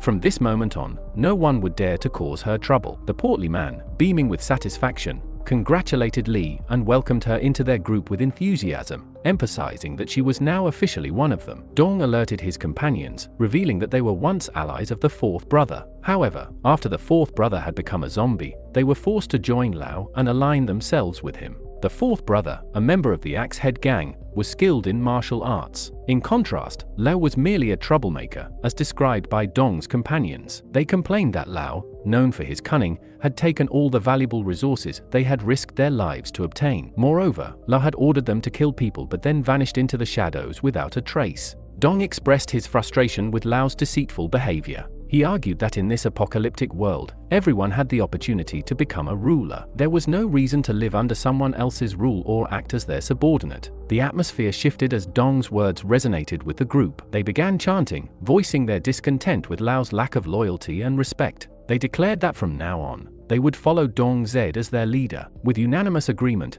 they appointed Dong Zed as the new head of the gang. The mood turned as the hoodlums began plotting to eliminate Lao once and for all. They then moved to the cafeteria to set up an ambush, waiting for Lao's return. As Dong Chief entered the room, he was struck on the head by a bone, causing him to cry out in surprise. He demanded to know who had thrown the projectile. Zhong, who had been eating, was taken aback by Dong's presence. He casually mentioned that Dong had arrived just in time for their meal and that their luck seemed to be holding. Dong Chief, stunned and angered, saw that he had consumed the precious chicken they had reserved for Deha. He demanded to know who Zhong was and what he was doing there. Zhong coolly responded that they had planned to kill Dong and now he had come right to their doorstep. Dong's suspicion grew that this might be the person the fifth brother wanted dead, wondering if his fellow criminals had failed in their mission. Reading Dong's confusion, Zhong revealed that he had already dealt with the two brothers sent to kill him and was now ready to confront Dong himself. Dong's subordinates, seething with anger, demanded whether they should kill Zhong immediately. However, the situation worsened when they pushed Ling out of the way. Dong Chief seized the opportunity to taunt Zhong, questioning if he was still so formidable. Mo, standing beside Dong Chief, could not help but curse Dong repeatedly. Dong Chief's mocking continued, growing more furious, but he remained resolute, insisting that the girl had no connection to him as they were merely using each other. He declared that Dong's filthy hands and vile words were no longer needed. The confrontation quickly escalated into a violent brawl. Zhong, with precise aggression, drove a dagger into Dong's arm, causing him to lose his composure. In a fit of rage, Dong ordered his men to kill Zhong all at once. One attacker lunged at Zhong first, but he deftly dodged the strike and countered with a powerful punch that knocked the assailant unconscious. Seeing this, Dong yelled for his men to attack Zhong immediately. Four of his subordinates surrounded him, and Dong signaled each one's movements, taunting them to distract and unnerve them. His trash talking only served to heighten the chaos of the fight, making their attempts to subdue him more frantic and disorganized. One attacker lunged at Jong with a punch, but Jong's reflexes were lightning fast. He seized the assailant's arm, twisting it with a brutal roll that dislocated it with a sickening crack. The man howled in pain, crumpling to the ground. Meanwhile, another opponent managed to grab a bystander from behind, locking him in a vice-like grip. With a swift, punishing motion, he slammed the victim into the ground, pinning him down by his neck. The scene now turned to a frail, long-haired figure who trembled at the sight of Jong advancing toward him. However, the burly thug intent on confronting Jong shoved the weakling aside and drew a knife. The fat man faced Jong with eyes gleaming with malice. Jong darted aside with practiced ease, evading the initial slash and countering with a sharp blow to the fat man's shoulder. The strike had little effect on the robust adversary, who retaliated by swinging his knife viciously. Jong swiftly wrested the knife from the fat man's hand and, with a powerful, soaring kick, struck the giant squarely in the face. The force of the kick sent the thug crashing to the ground, unconscious. Watching the fight unfold, Dong realized the sheer strength Jong possessed. It was clear why Lao had instructed them to eliminate him. With only one opponent remaining, Dong drew out Teacher Pooh as a hostage, holding her tightly and warning him to surrender. He issued dire threats, saying that if his demands were not met, Teacher Pooh would pay the price. Dong insisted that they had done no wrong to her, but if action was taken, he would be responsible for her death. Behind him, Lee stood silently, having switched sides earlier. Her eyes were locked on Dong, her mind racing with strategies. As Dong shouted at her to kneel and pulled on Teacher Pooh's hair, a brick suddenly flew through the air, smashing Dong's face with a dull thud. He collapsed, stunned into an unexpected nap. Lee, having switched allegiances again, had thrown the brick.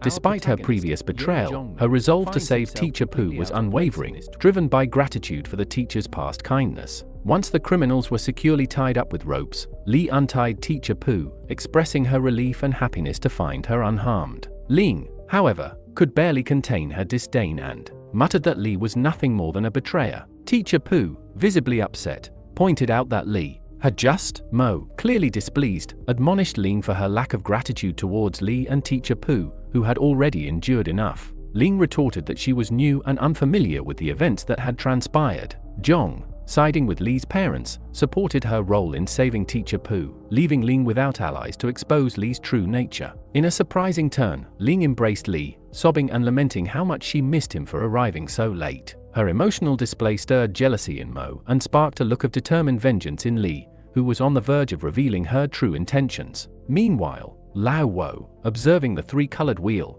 clutched a handful of crystals, his eyes narrowing with understanding. He now grasped the source of Jong's formidable strength and declared that Jong's survival was a challenge he fully intended to meet. A subordinate next to Lao Wo stared at the spinning wheel with a mix of astonishment and skepticism. "Can this big rock really draw rewards?" he muttered, his disbelief clear. Lao Wo, already irked, responded with a sharp punch to his head, silencing his incredulity. The wheel whirred and spun, coming to a halt with a sudden chime. The notification announced the acquisition of the profession of trained alchemist. Lao Wo's face twisted into a scowl of fury. The reward seemed like a joke. 20 crystals spent on what appeared to be a meaningless profession. Frustration boiled over, and he kicked Bion, barking orders for him to search the area for anything of real value. Unbeknownst to Lao Wo, his reckless use of crystals had triggered a mechanism that would release the remaining crystals, making the next draw significantly easier. At that moment, Bion returned, lugging a heavily loaded bag packed with items taken from Ling earlier.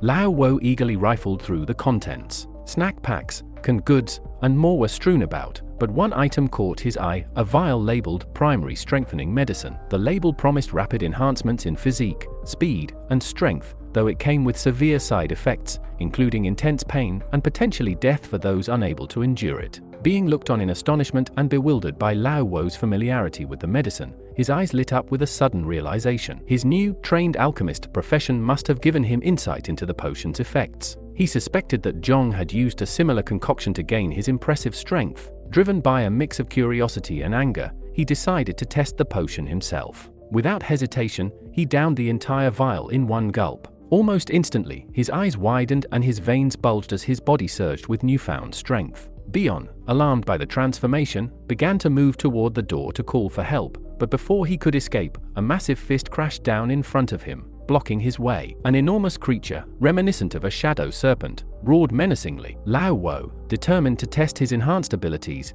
charged forward to confront the beast, eager to see if the potion had truly delivered the power it promised. Meanwhile, Jong and his team had returned to Shin's hideout. They unloaded their bags and sorted through the loot recovered from Lao Wo. Jong needed to investigate further and went up to the upper floors, but found no one. Liang's urgent call from downstairs brought him back to the first floor, where chaos had erupted in the kitchen. Amidst the mess, a bloody handprint smeared across the wall caught his eye. Above it, written in blood, was the message, "Supermarket got the wheel." Jong's heart sank as he realized this message could be a crucial lead, hinting at a possible clue or direction in their search. Lao Wo stood proudly over the defeated shadow serpent, basking in Beyond's admiration. He was ready to claim victory over the undead, confident they would soon fall before him. However, his triumph was short-lived. Upon arriving to find Dong and the others, he discovered Beyond tied up and learned that Dong Zed had been killed and his resources stolen. The betrayal ignited a furious rage in Lao Wo. He roared in anger, vowing to hunt down Jong and kill him with his own hands. He swore to torture him until he begged for mercy, then finish him off by tearing him to shreds.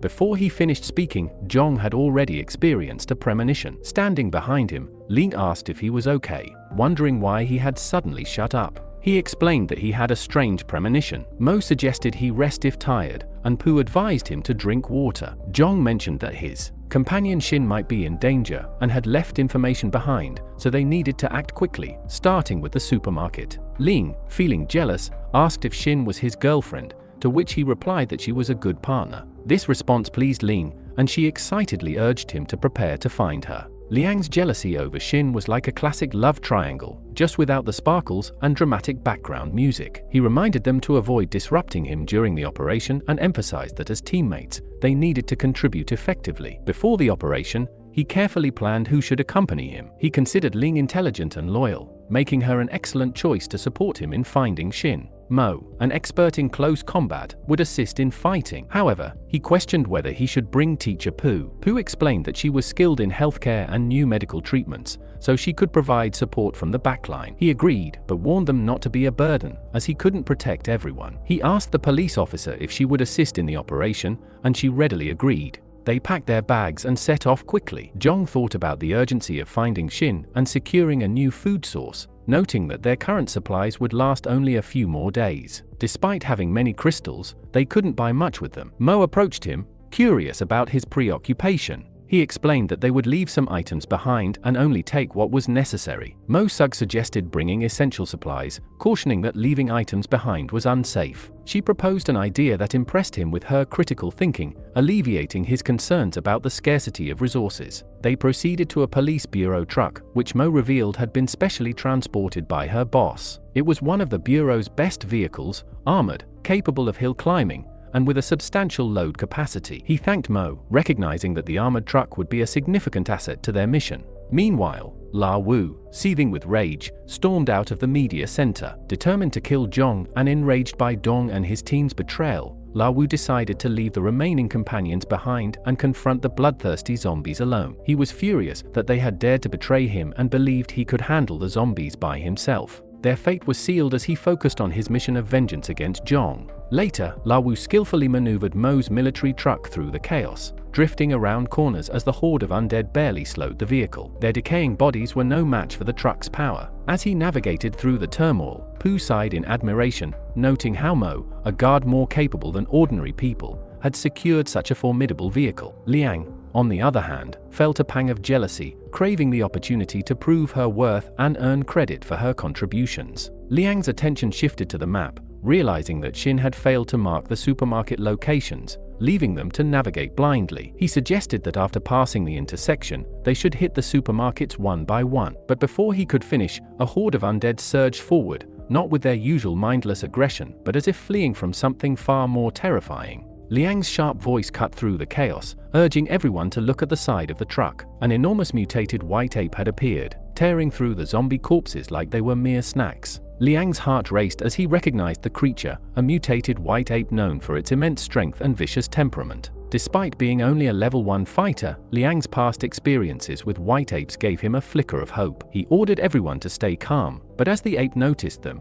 he stomped on the gas, desperate to escape. Fate wasn't on their side. The truck veered sharply and crashed into an electric pole, jolting everyone inside. The giant white ape leaped onto the truck with a thunderous crash, its weight nearly toppling the vehicle. Liang and the others were thrown around inside the cabin, barely holding on. Through the shattered window, the ape's piercing red eyes locked onto Zhong, who fought to regain control of the truck. Despite his best efforts, the ape clung to the vehicle with relentless tenacity, its enormous hands gripping the metal. Realizing the situation was beyond his control, Liang made a split-second decision. "Mo, take the wheel," he barked, unbuckling his seatbelt. As Mo slid into the driver's seat, Liang swung the door open and launched himself at the ape, slashing wildly with his weapon. However, his attacks barely scratched the creature's thick hide. The ape's tail wrapped around him like a vice and flung him to the ground with bone-crushing force. Pain exploded through his body as he hit the pavement, his vision swimming. Mo brought the truck to a screeching halt, shouting Liang's name, but he was too dazed to respond. The white ape dismounted from the truck, its massive frame casting a shadow over Liang as it loomed above him. The ape roared in fury, its eyes glowing with murderous intent. It raised its fist,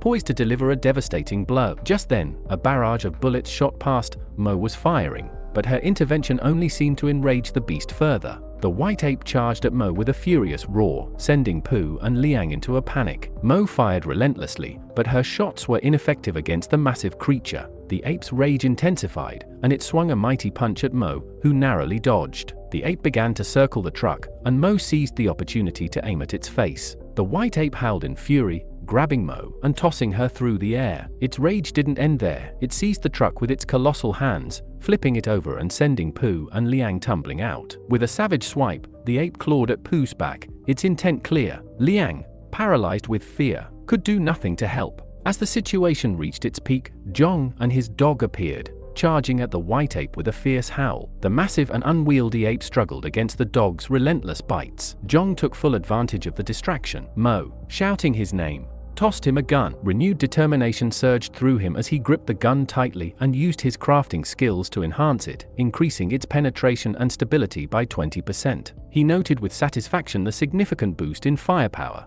In the midst of his efforts, the giant white ape grew agitated, grappling with his dog. With a powerful throw, the ape sent the dog flying, its jaws clamping down. Infuriated, the ape swung a massive fist at the dog, sending it into the air, and prepared to deliver a decisive blow. Quick on his feet, Zhong shouted at the beast, "Hey, ugly white furry monster, your weakness is here." He aimed carefully at the ape's vulnerable point and fired. The bullet struck precisely, leaving the beast no time to react. The white ape roared in pain as it crashed to the ground, its mutated muscles exposed by the shot. The strategic shot had struck the spine, hitting the white ape's critical weakness. The creature's death was swift, a testament to the enhanced ammunition's effectiveness. He marveled at how crucial the enhancements were. Without them, even his knowledge of the ape's vulnerability might not have secured the kill. As the fight concluded, a surge of triumph filled him. His 10 years of experience had proven invaluable, and his crafting skills had made the difference in this grueling battle. Ling worked diligently on disinfecting Pooh's wound. Despite Pooh enduring the sting of the alcohol, Ling urged her to hold on a bit longer. Suddenly, he flung open the truck door and was met with an awkward sight.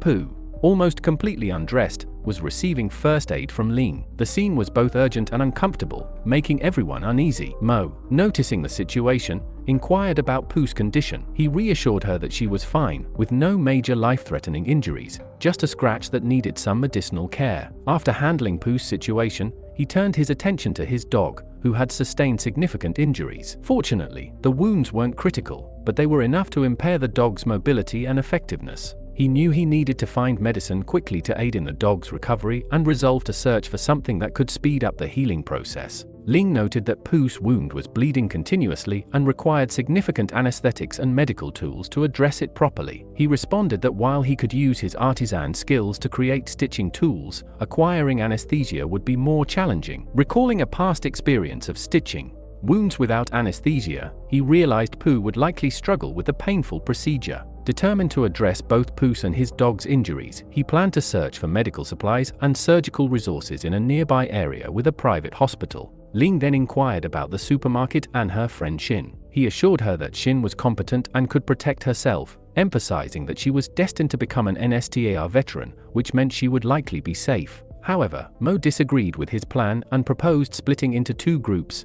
He would take Pooh to find the necessary medicine, while she would head to the supermarket to locate Xin. He quickly rejected the idea, citing concerns about potential mutated beasts on the road and questioning whether it was wise to take such risks. He preferred to focus on the immediate medical needs and the safety of everyone involved. Mo responded firmly, insisting that he should not underestimate her abilities as a guard. She reminded him of her track record and asked if he had doubts about her capabilities. Momentarily at a loss for words, he eventually gave in, advising her to proceed cautiously. He explained that the noise from the wheel could attract zombies, potentially causing them to move towards the source of the sound. He advised her to remain vigilant as he waved goodbye, reflecting on past betrayals by teammates and hoping for a different outcome this time, though his optimism was tempered. Meanwhile, La Wu and Bion were speeding down the road on their bikes. La Wu, growing increasingly impatient with their progress, remarked that the stronger the wind, the better he felt. When Bion asked about their destination, La Wu explained that their careful calculations and analysis suggested Zhong would be searching for something specific. This meant Zhong was likely heading towards the most probable location. La Wu assured Bion with renewed confidence that he knew exactly where they needed to go, despite Bion's repeated questions about their destination. He explained that they had lost valuable resources, which would soon be depleted, so their next logical stop would be the supermarket. Supermarkets, he noted, typically held a wide array of resources essential for survival and travel. As they arrived at the area's largest supermarket, UUA Supermarket, La Wu approached it with determination. Upon reaching the entrance, Bion cautioned him to be careful, noting the potential presence of undead inside. La Wu dismissed the warning with a wave, having just obtained a new job and having spent half the day searching. Upon entering,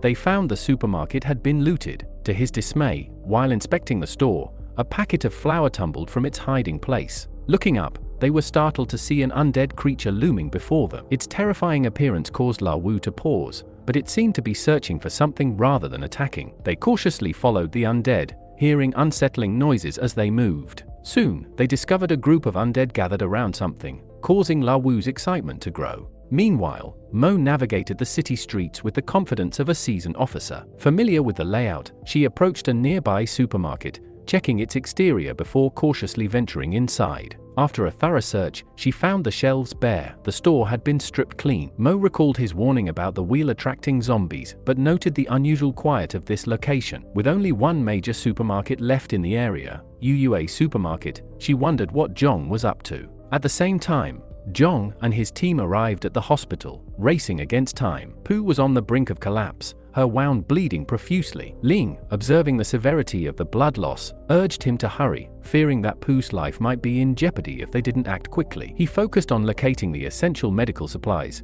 hoping the medicine and injection rooms would have what they needed. In his frantic haste, he barely evaded a colossal tail that crashed down nearby. His eyes widened in horror as he faced a grotesque sight, a massive green tail attached to the skeletal remains of a mutated zombie crocodile. The overwhelming presence of this new, formidable mutant made him question why he was encountering so many powerful enemies today. As he battled these nightmarish threats, a surge of desperation overcame him. From a safe distance, he observed the massive hybrid of a tortoise and alligator. Unlike the yellow pill or the white ape, this creature was in a league of its own, far more formidable than any mutated beast he had encountered in his previous life. It had taken him nearly a decade to realize that these monsters were not native to Earth. They had existed long before the apocalypse and were known as guardian beasts. Drawn to areas with unique resources or hidden rewards, these creatures fiercely protected them. The tortoise alligator was a level 2 guardian beast, an opponent he knew he couldn't defeat with his current strength. However, he believed his skills might allow him to slip past the beast and retrieve the necessary resources. Without wasting a moment, he sprinted back to the armored truck. Seeing his hurried return, Ling immediately asked if he had found the medicine. He didn't answer but went straight for the weapons, rummaging through the supplies.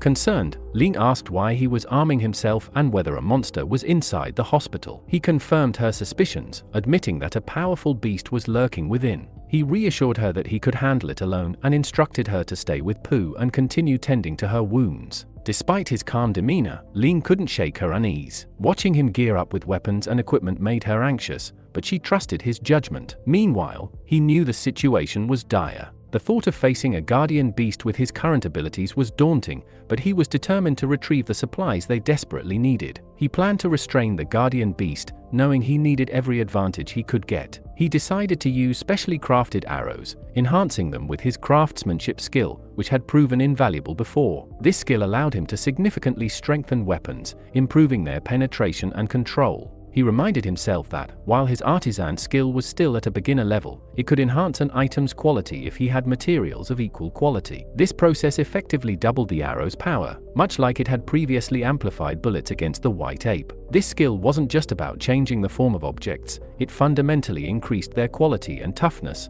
almost like wielding a form of magic. After painstakingly working on the arrows and bow, he strengthened them into weapons of the next level. He also needed a large metal net to hold the beast in place, drawing on a past memory of a technique known as mosaic fusion, which combined two materials while preserving their strengths. He decided to fuse iron wire with a green net, hoping the combination would be strong enough to deal with the tortoise alligator. He carefully combined the materials, applying his craftsmanship skill to make the net as tough and resilient as possible. With all preparations complete, he set out to lay his trap. He charged forward with determination, pulling the bowstring and launching the reinforced net toward the tortoise alligator. The net successfully entangled the beast, wrapping around its massive form. The guardian beast let out a furious roar, thrashing about in an attempt to free itself. His heart raced as he saw that the net had temporarily caught the creature's tail, holding it back. Wasting no time, he dashed into the medicine warehouse, scanning the shelves filled with abundant supplies. Relief surged through him, knowing that with these materials,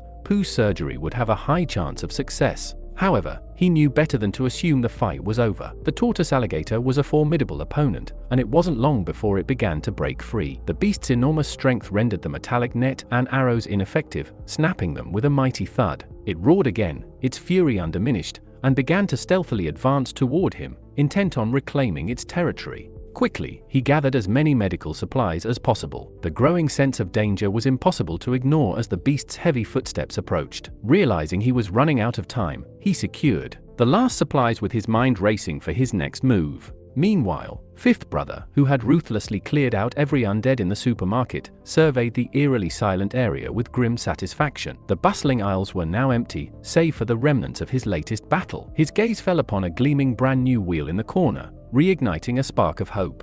Without hesitation, he ordered Bion to collect the crystals from the fallen corpses. Bion executed the task efficiently and returned with a pile of crystals. However, upon inspecting the wheel, Fifth Brother's frustration mounted. It required 10 crystals to operate, but Bion had only gathered 9. The missing crystal was a glaring oversight, and the idea of waiting for another undead to appear was almost unbearable. Seeing the storm brewing in his leader's eyes, Bion nervously suggested that the wheel might attract more undead if they gave it some time. They only needed 1 more crystal, he said, trying to placate Fifth Brother with the hope of additional undead. This attempt at reassurance only ignited Fifth Brother's rage. His patience snapped, and with a roar of fury, he struck Bion across the face, sending him stumbling. Fifth Brother's eyes blazed with disdain as he surveyed the scene. He erupted in anger, condemning Bion as utterly useless, a worthless piece of trash who couldn't even manage something as simple as gathering crystals. Meanwhile, Mo approached the supermarket, her instincts on high alert. The unnerving silence that greeted her was a stark contrast to the usual groaning of the undead, replaced by an unsettling calm. As she carefully stepped inside, she couldn't shake the feeling that something was terribly amiss. The silence felt like a heavy, oppressive blanket, making her wonder if all the zombies had been wiped out or if something even more sinister was unfolding. Ling heard the ominous roar of the tortoise alligator echoing from outside as it relentlessly pounded on the door of the medicine room. Unable to stand by, she bolted toward the hospital, her heart pounding in her chest, her voice carrying an urgent plea as she called out for him, praying fervently that he was unharmed. When she arrived, the sight before her sent a chill down her spine. The tortoise alligator was furiously battering the tightly locked door. Fear gripped her as she questioned what monstrous creature might be inside. Inside the room, Leon was painfully aware of his dire situation. He knew the strength of a level 2 guardian beast and recognized that such formidable foes were not easily overcome. The beast had already entered a berserk state, and Leon grimly realized that he was likely trapped for some time, with the genuine possibility of facing a brutal defeat. Outside, he quickly deduced he had no means of escape. Determined to help, Ling resolved to divert the monster's attention. Her eyes fell upon 3 enormous eggs nearby, and a plan began to form. Meanwhile, Leon saw Ling from his corner, his heart sinking with fear and frustration. How had this reckless girl ended up in such perilous danger, only adding to his burdens? The tortoise alligator, relentless in its assault, finally succeeded in breaking down the door. Its massive head lunged forward, aiming directly for Leon's face, and the room echoed with the sounds of impending danger. Despite her fear, Ling quickly honed in on the tortoise alligator's eggs. Determined, she sprinted toward them, her voice rising frantically to draw the creature's attention. Standing her ground in front of the menacing beast, she braced herself as it roared and charged toward her with terrifying force. Desperate to protect her, Jong rushed forward, his voice cracking as he shouted for Ling to run. But instead of fleeing, Ling made a bold move, shoving one of the eggs off its perch. Leon's heart plummeted as he realized the grave danger she had just put herself in. He screamed at her to get out as the alligator's focus shifted to the rolling egg. In a heartbeat, the creature abandoned its chase of her,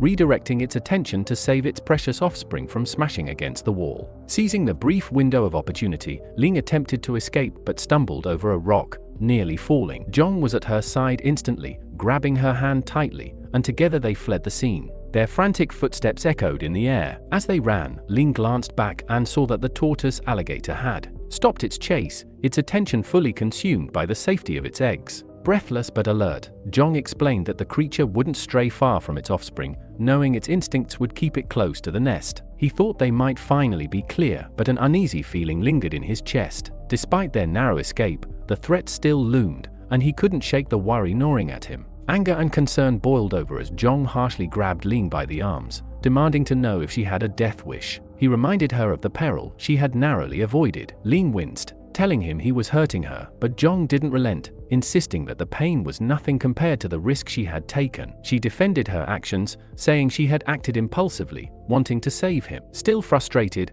Jong told her she didn't need to worry about him and that he didn't need her to save him. Tears welled up in Ling's eyes, though he remained stern. A silent gratitude flickered within him for her courage. Meanwhile, back at H supermarket, Mo sifted through the remnants of chaos and soon discovered the wheel. Her attention quickly shifted to the unsettling sight of numerous zombie corpses scattered around, the sheer number raising questions in her mind. But her thoughts were interrupted when Fifth Brother emerged from the shadows, a smug smile tugging at his lips. He noted that the wheel hadn't needed to wait for the undead, instead, it had lured in this younger woman. To his amusement, she was a police officer, but Mo's resolve only hardened at his words. Unfazed by his smug demeanor, she steeled herself for the inevitable confrontation, her eyes narrowing with cold determination. She had no intention of letting these men enjoy what they believed to be a stroke of luck and prepared for battle. On the other side, Jong meticulously tended to Poo's wounds. His hands moved with practiced precision as he stitched her up, each careful motion designed to ensure her recovery. He reassured her that once the anesthetic wore off, she would likely feel some pain, though the discomfort would gradually fade. Poo's face flushed red at the thought,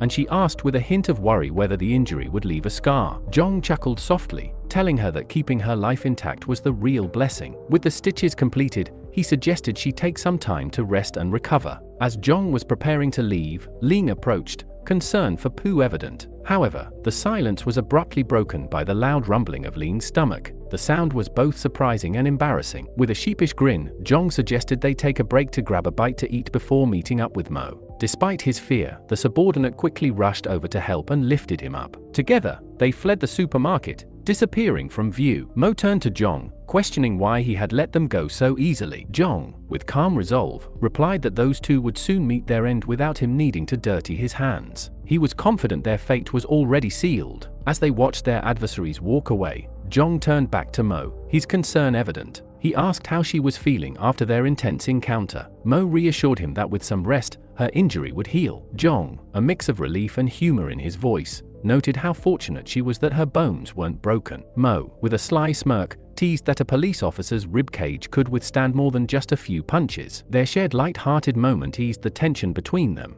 With the mood lightened, Jong gestured towards the direction of the wheel Shin had mentioned earlier. This shift in focus hinted at a potential turn in their journey, suggesting a brighter prospect ahead. Meanwhile, La Wu and Bion walked side by side, their conversation seemingly friendly as they sought comfort in their shared predicament. La Wu muttered curses under his breath about Jong, expressing frustration over how he had been left crippled. He lamented missed opportunities and wished he had killed Jong when he had the chance. Despite his physical pain and bitterness, La Wu was resolute in his determination to rest, recover, and eventually exact his revenge. Suddenly, Beyond halted and shifted the tone of their conversation. Speaking earnestly, he confessed to La Wu that he needed to understand what it meant to truly share both enjoyment and suffering. He revealed that, despite following La Wu through countless dangers since the Zhong River, he had never experienced genuine satisfaction or pleasure under his leadership. This unexpected revelation surprised La Wu, making him pause to consider Beyond's words. The subordinate questioned why only La Wu got to eat meat, while the rest of them struggled for soup. He pointed out that someone like him, who had been loyal for so long, shouldn't be treated as an underling for life. Realizing his mistake, La Wu tried to placate Beyond by addressing him as Big Brother and urging him not to do anything rash, fearing the situation might turn against him. But Beyond had already made up his mind. He grabbed La Wu's broken arm and twisted it cruelly, taunting him with the reality of his situation. Beyond demanded that La Wu hand over all the crystals, promising to help keep them safe while suggesting that La Wu stay behind to recover. Both knew, however, that there was no safe place left. Standing on a narrow street, they were suddenly surrounded by zombies. Desperate, La Wu begged Beyond to save him, even offering all the crystals in exchange for his life. But Beyond coldly refused, stating there was no way to escape with the crystals. In a heartless move, Beyond abandoned La Wu, leaving him to be devoured by the approaching zombies. La Wu could do nothing but scream in terror as the monsters descended upon him, ending his life brutally and tragically. His cries echoed through the night, catching YS attention. Fear gripped her as she wondered if Zhong and the others were in trouble. To her relief, Zhong soon appeared carrying an injured Mo in his arms. He reassured Ling that Mo was hurt, but they needed to find a safe place to stay for the night. Ling mentioned hearing the cries earlier and realized they must have come from the two people who fled the supermarket. She regretted not running them down with the vehicle, knowing how evil they were. Later that night, they found a secure spot to rest. Zhong and Ling stayed awake to keep watch while the other girls slept. Ling asked if they should hide the wheel to prevent others from using it. Zhong explained that while the wheel's position could be moved, once the news about it spread, it would likely spark fierce battles. However, they had already gathered most of the rewards, including enhancement medicines, immune boosters, a beginner's rank enhanced metal spirit necklace, and a silver shield. Zhong felt grateful for the workers who helped him collect these items, which allowed him to quickly obtain them. Ling placed the necklace around her neck, admiring its beauty. Zhong jokingly reminded her that the necklace wasn't just decoration but an essential tool. Ling, slightly embarrassed,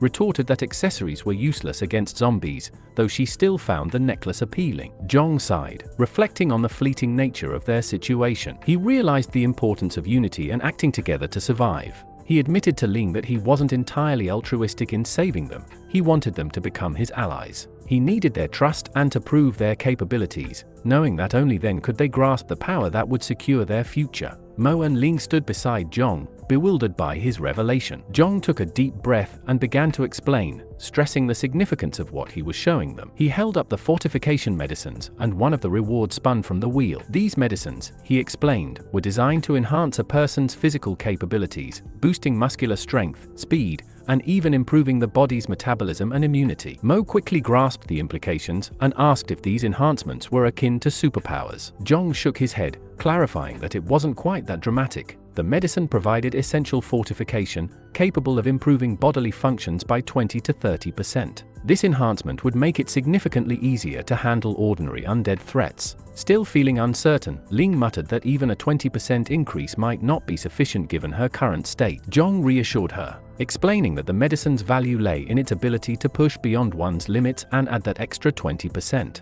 He encouraged Ling not to underestimate her potential and to recognize the boost the medicine could provide. Mo, still skeptical, asked if this was the reason behind his impressive strength. Zhong confirmed that it was. Certainly, she pointed out Zhong's deep understanding of the apocalypse and his skills that went beyond standard police duties, leading her to question his true identity. Ling agreed, noting that Zhong had always seemed out of place, as if he had adapted seamlessly to the world of the undead from the moment they met him. Mo pressed further, demanding to know if Zhong had any insight into the cause of the apocalypse, sensing that his true nature might be revealed. Zhong quickly redirected the conversation, explaining that his information came from Xin and suggested they ask her directly for answers. This deftly avoided any direct revelations about his past, which he could not disclose. To Zhong's surprise, Ling accepted this explanation without hesitation, commenting on how special Xin must be. Zhong was taken aback by their readiness to accept his diversion, realizing his attempt to deflect had been more successful than expected.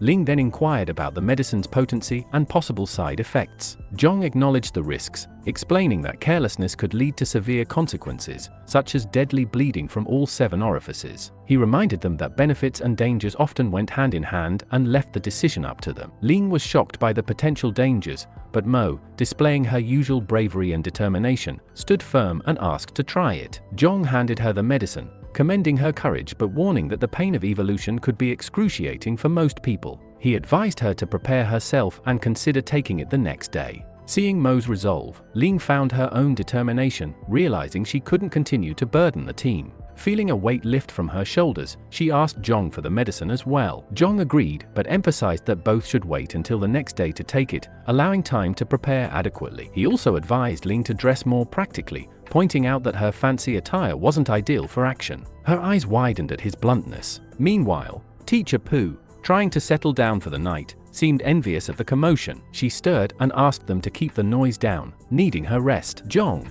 however, remained vigilant, knowing there was important business ahead. He stood guard outside with his dog, maintaining a watchful eye. In the dead of night, a figure emerged from the darkness. Startled, Zhong shouted and grabbed his army knife, charging toward the intruder. To his surprise, it was Ling. Confused, Zhong demanded to know why she was outside and not sleeping. Ling explained she was feeling scared. Zhong assumed she was having second thoughts about the medicine and asked if she regretted her decision. To his shock, Ling embraced him tightly, revealing that it wasn't regret but fear driving her. The thought of possibly dying after taking the medicine and never seeing him again kept her awake. Her fear was palpable, and Zhong, though surprised, felt sympathy for her. Sensing Ling's genuine fear, Zhong spoke earnestly. He explained that obtaining power wasn't always a matter of luck, and that having solid abilities meant he wouldn't let her go easily. He invited her to join him in fighting for his goals, and asked if she would still stand by him if given the chance. Touched by his sincerity, Ling admitted she understood and appreciated his offer. She knew he had saved her life and promised to support him.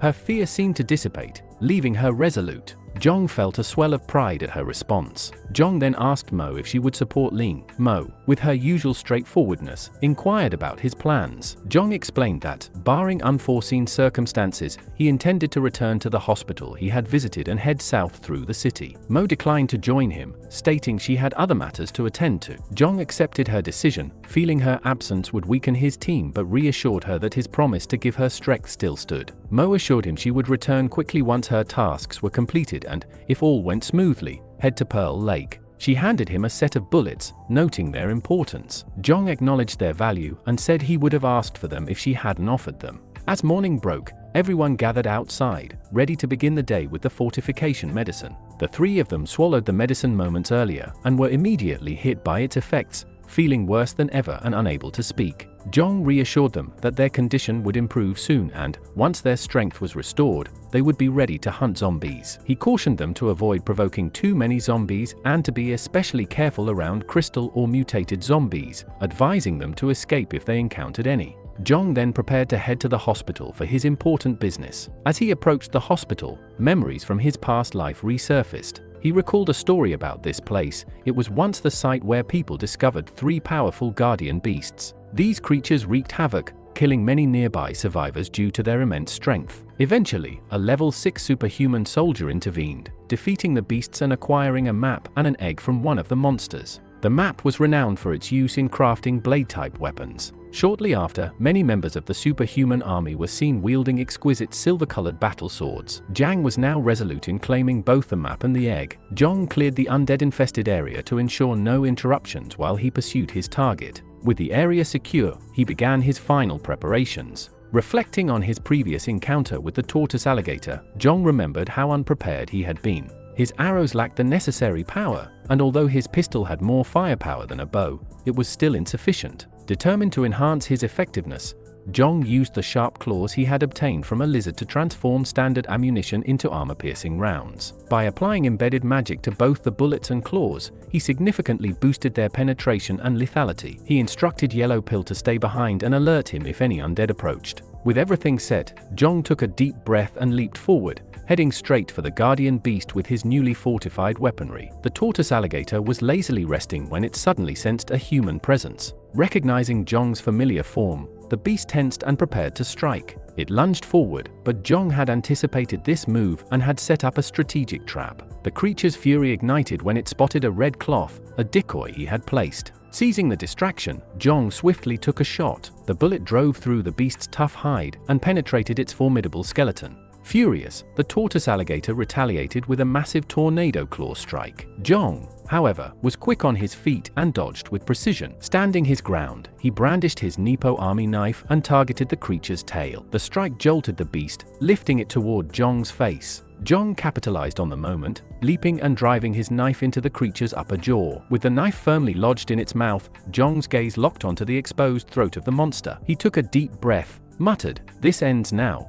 and tightened his finger on the trigger of his pistol. A final, decisive shot rang out, sealing the creature's fate. Jong then began searching the surrounding area, quickly locating the coveted map. The map detailed 3 distinct ranks: Frontier Rank, Dancing Sand, and the rare Moonlight Battlefield, marked with a purple tier. It came with both passive and active skills, promising valuable enhancements for their journey. Jong recalled that offensive skills had been prohibitively expensive during the first 5 years of the apocalypse. Although prices had decreased over time, they remained among the costliest items. Weapons and equipment with skills were impressive, but the Moonlight Battlefield sword, with its dual skills, was scarce and valuable, nearing historical rank in price. However, the map required nearly impossible materials, about 1,000 rank 5 magic crystals. With his current resources, Jong knew he had little hope of crafting it soon. Despite the challenges, Jong was determined to find a way to craft the Frontier Moon skill, knowing that the Dancing Sand and Moonlight Battlefield ranks could be acquired with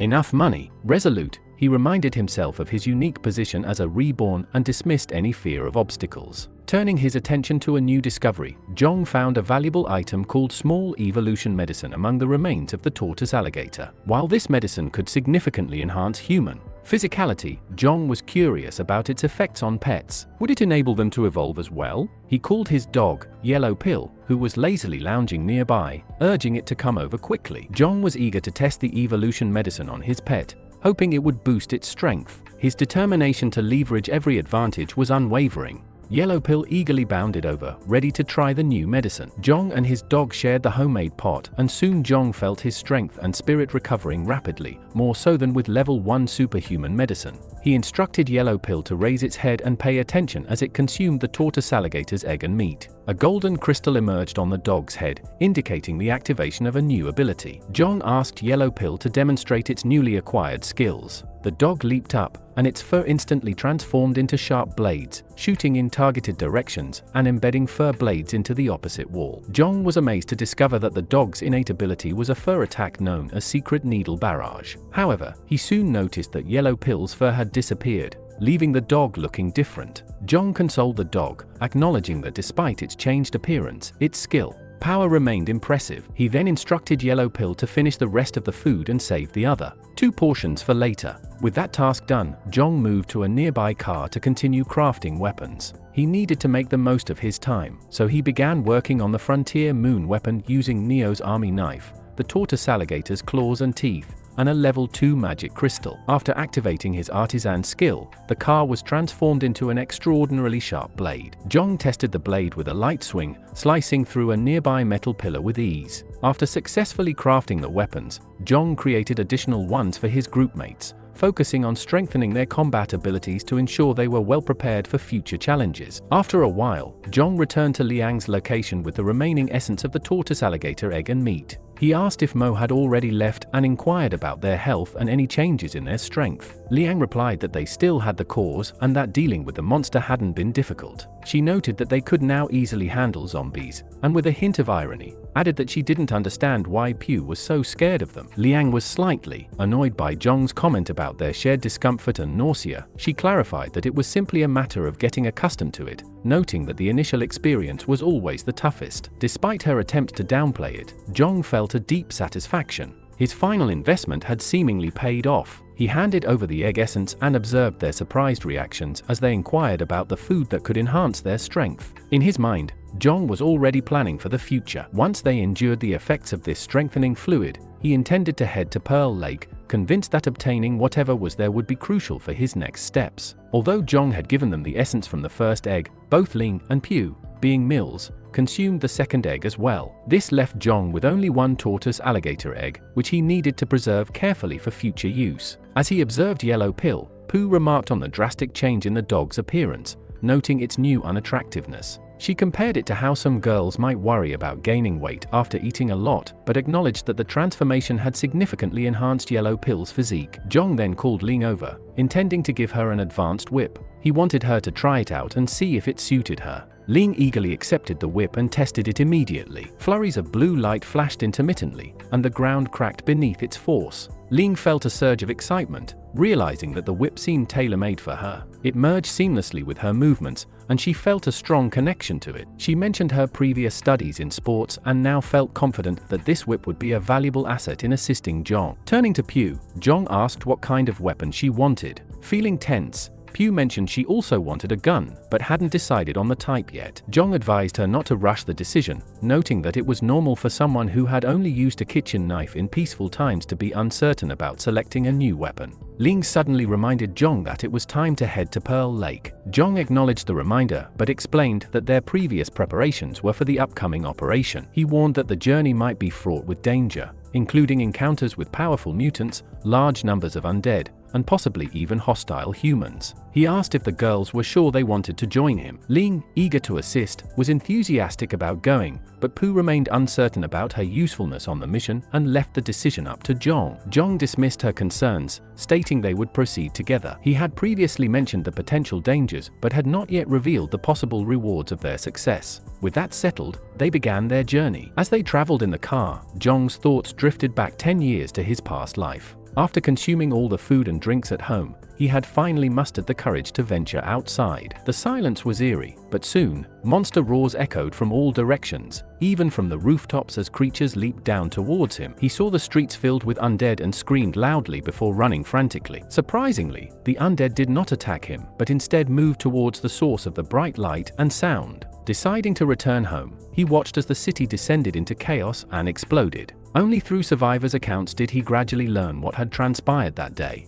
At Pearl Lake, Zhong and his group encountered a peculiar wheel floating in the water. Unlike traditional wheels, this one displayed a single image, a gold ingot. All that was required to activate it was a level 1 magic crystal. Once engaged, the wheel operated like a dungeon system, providing mission hints and previews of potential rewards. These rewards included various evolution medicines, mystical weapons, profession scrolls, and unique concoction methods, essentially everything one could hope for. The outcome of past battles remained shrouded in mystery, with participants either perishing or vanishing, though some survivors had become incredibly powerful over time. Finally, arriving at the location, they stepped out of the car with anticipation. They were on the brink of accessing numerous powerful items that could potentially make them the most formidable forces in the city. Meanwhile, 10 hours earlier, in the lobby of a logistics company in Honghai, CEO Li found himself surrounded by soldiers in camouflage uniforms, their grim gun barrels aimed directly at him. Captain Y inquired if Li had taken enough time to consider their proposition. Puzzled, Li questioned if it meant that should he refuse to comply, he and his comrades would have to bid farewell to this world. Li silently analyzed his situation. With 3 level 1 fighters by his side and 11 guns at his disposal, he wondered why he was forced to face these military personnel at such a critical moment. He pondered if more time could have changed his circumstances and noted that the young soldier beside Captain Y already seemed to be a level 2 evolver. Captain Y responded, stating that if they did not join the military's operation, they would not allow any unforeseen factors to jeopardize their plan. At that moment, one of Li's subordinates, evidently concerned, asked if they were genuinely prepared to engage in combat with the soldiers, but Li quickly silenced him. Captain Y then outlined the terms, assuring them that no effort would be wasted pointlessly. He emphasized that obedience would be rewarded and that even if Li did not trust him personally, he should at least place some faith in the military uniform. Wang Ding, who stood behind Captain Y, interjected, suggesting that after this mission, CEO Li might attain a level of power comparable to his own. He questioned why Li would be willing to forfeit such an opportunity. Though reluctant, Li had to acknowledge the reality of his situation. The military's overwhelming strength, advanced weaponry, and self-sufficiency led Li to make the tough decision to cooperate with them. Despite this, Captain Y did not extend his hand to seal the agreement with Li. Instead, W Ding expressed hope for future progress together. Li then asked Captain Y if he could finally reveal the details of their operation. In a measured tone, Captain Y explained that they had received intelligence about a special monster expected to appear at Pearl Lake. He mentioned that everyone was eager to compete for it and had strategically arranged an underground outpost nearby to guard something known as the Wheel. As Captain Y spoke, Qin Xiaobian informed him that time was running short. Captain Y's voice crackled through the radio, assuring Qin that he would arrive soon and instructing him to keep a close watch over the wheel. Meanwhile, a pair of binoculars remained fixed on everything occurring near the wheel, scrutinizing the surroundings with meticulous care. Zhong, sitting atop the truck, noted that the group was almost fully assembled. He jumped down and asked if everyone was ready for the operation. He instructed Ling to take the radio and find a hiding spot once the operation began. Ling was to report immediately if she spotted a monster about 1 meter tall carrying a gold bag. Pooh was assigned to observe the area and provide real-time updates on the combat situation, paying particular attention to the movements of the small monster. Zhong planned to set up an ambush near the bank and emphasized to Pooh that she must report to him immediately if the little monster's movements were detected so he could converge on the location. Zhong reassured Pooh that her position would be relatively safe and advised her to retreat if the situation became uncontrollable. He also suggested that if the opportunity arose, she could find a high vantage point to report on the battle and the little monster's position. Pooh, understanding the instructions, pointed to a nearby building and asked if it would be a suitable spot. Zhong agreed, telling her to wait there for them. Zhong then reiterated the importance of reporting immediately upon discovering the target. He warned that while the small monster lacked any special abilities, it was extremely crafty and could summon a horde of mutated creatures, making it crucial that no one acted alone without warning. Suddenly, a massive light burst forth from the direction of Pearl Lake. Zhong immediately recognized that the wheel had been activated, signaling the official appearance of the treasure monster. According to the plan, he urged his team to move quickly. The treasure pot began to emit an intense, blinding light that temporarily robbed everyone of their sight. As their vision gradually returned, Qin Xiao was the first to spot a small, one-eyed monster standing atop the treasure pot, eyeing the group with keen interest. The creature reached for a greenish-blue conch shell hanging at its waist and began to blow into it, producing an ancient, eerie sound that reverberated through the air. This unsettling noise sent a chill down Xiao Qin's spine, filling him with an overwhelming sense of foreboding. As anticipated, the undead within the city who heard the conch call went berserk, rushing toward its source in a frenzied mass. Meanwhile, the soldiers maintained their disciplined formations, ready to move out at a moment's notice. Captain Y, with binoculars in hand, kept a close watch on the situation unfolding around Pearl Lake. Despite his growing concern, his staff officer quickly reported the latest developments. From our position, Lee's team reached the designated spot at 2 o'clock. Pooh's team also arrived at their assigned location at 10 o'clock. However, Xiao's team, positioned at 12 o'clock, has completely disappeared from radar, and we've lost all contact with them. Additionally, unknown forces have been detected at 9 o'clock and 4 o'clock, their numbers ranging from dozens to hundreds. Large swarms of mutated creatures have been spotted advancing toward our teams from multiple directions at high speed. Our forces are now surrounded by a vast number of undead. Captain Y, smiling with a mix of determination and dark humor, addressed his men. We're at the center of the city, and hadn't we been surrounded by zombies from the beginning? There's no real surprise here. With renewed courage, he called out to his soldiers, reminding them of their purpose. I could have led you into the tomb of the dead. Look around, the mutants are converging from all directions. I know many of you are worried about your families, feeling fear and hesitation. But why are you still here? What drove you to put on these uniforms in the first place? Captain Y shared his own struggles, revealing that he, too, came from his hometown and faced the same fears and uncertainties. With a darker tone, he spoke of his own family, his parents, his wife, and his children, and admitted he didn't know if they were safe. Yet he challenged his men to consider whether these fears were reasons to give up or abandon their beliefs. If we retreat now, we might die here, but we must remember what we are at our core, soldiers born to fight. This is war, and we must become stronger than the mutants, stronger than the world trying to crush us. Even if we die wearing our uniforms, smashing this place to pieces and embracing the final glory. His powerful words ignited a surge of courage within the soldiers. United in purpose and resolve, they began to chant with one voice, declaring that glory belonged to them. Zhong had a clear panoramic view of this rousing scene, even amidst the bleakness of the late apocalypse. He witnessed an unimaginable sense of collective honor among the soldiers. At that moment, Zhong felt a deep admiration and respect for the figures before him. Silently, he wished them good luck,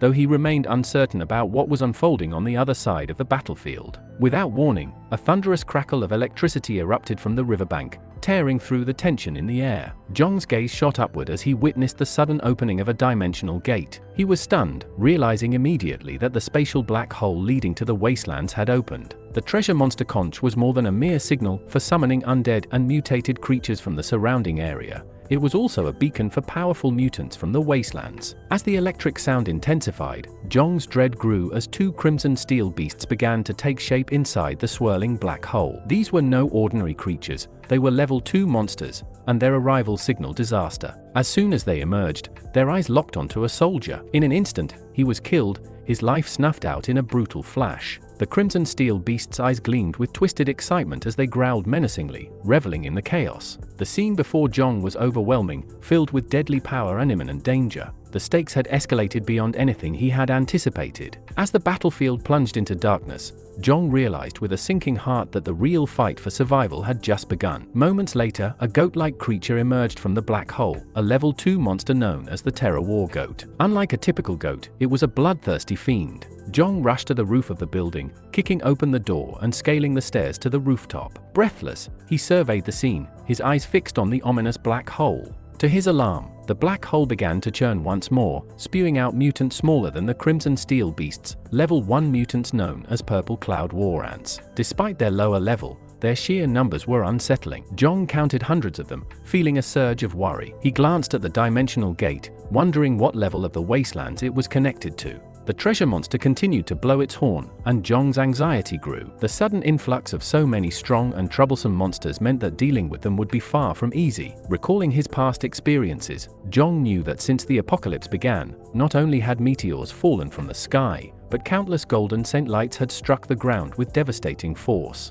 He remembered vague images of a monster dominion, a place teeming with creatures not native to Earth, where the very atmosphere could plunge humans into despair. It was a realm filled with bizarre flora, precious ores, and various resources, alongside many unknown treasures. As he continued to observe the dimensional gate, he braced himself for whatever would emerge next. To his horror, a hand reached out from the black hole, gripping a massive iron bar. The figure that emerged was grayish-black, entirely nude, and bearing sharp fangs. Zhong's heart sank as he realized it was a level 3 zombie ape, a far more formidable and dreadful adversary. In his past life, he had heard that humans typically evolve to level 3 in about 3 weeks, with the fastest record being just that. The appearance of such a high-level zombie before even 3 weeks had passed was inconceivable and deeply troubling. The zombie ape effortlessly demolished giant buildings as though they were toys. In front of this monstrous creature stood Lee's team. With a single massive hand, the zombie ape seized one of the men. The unfortunate individual had no chance to resist. The zombie ape tightened its grip,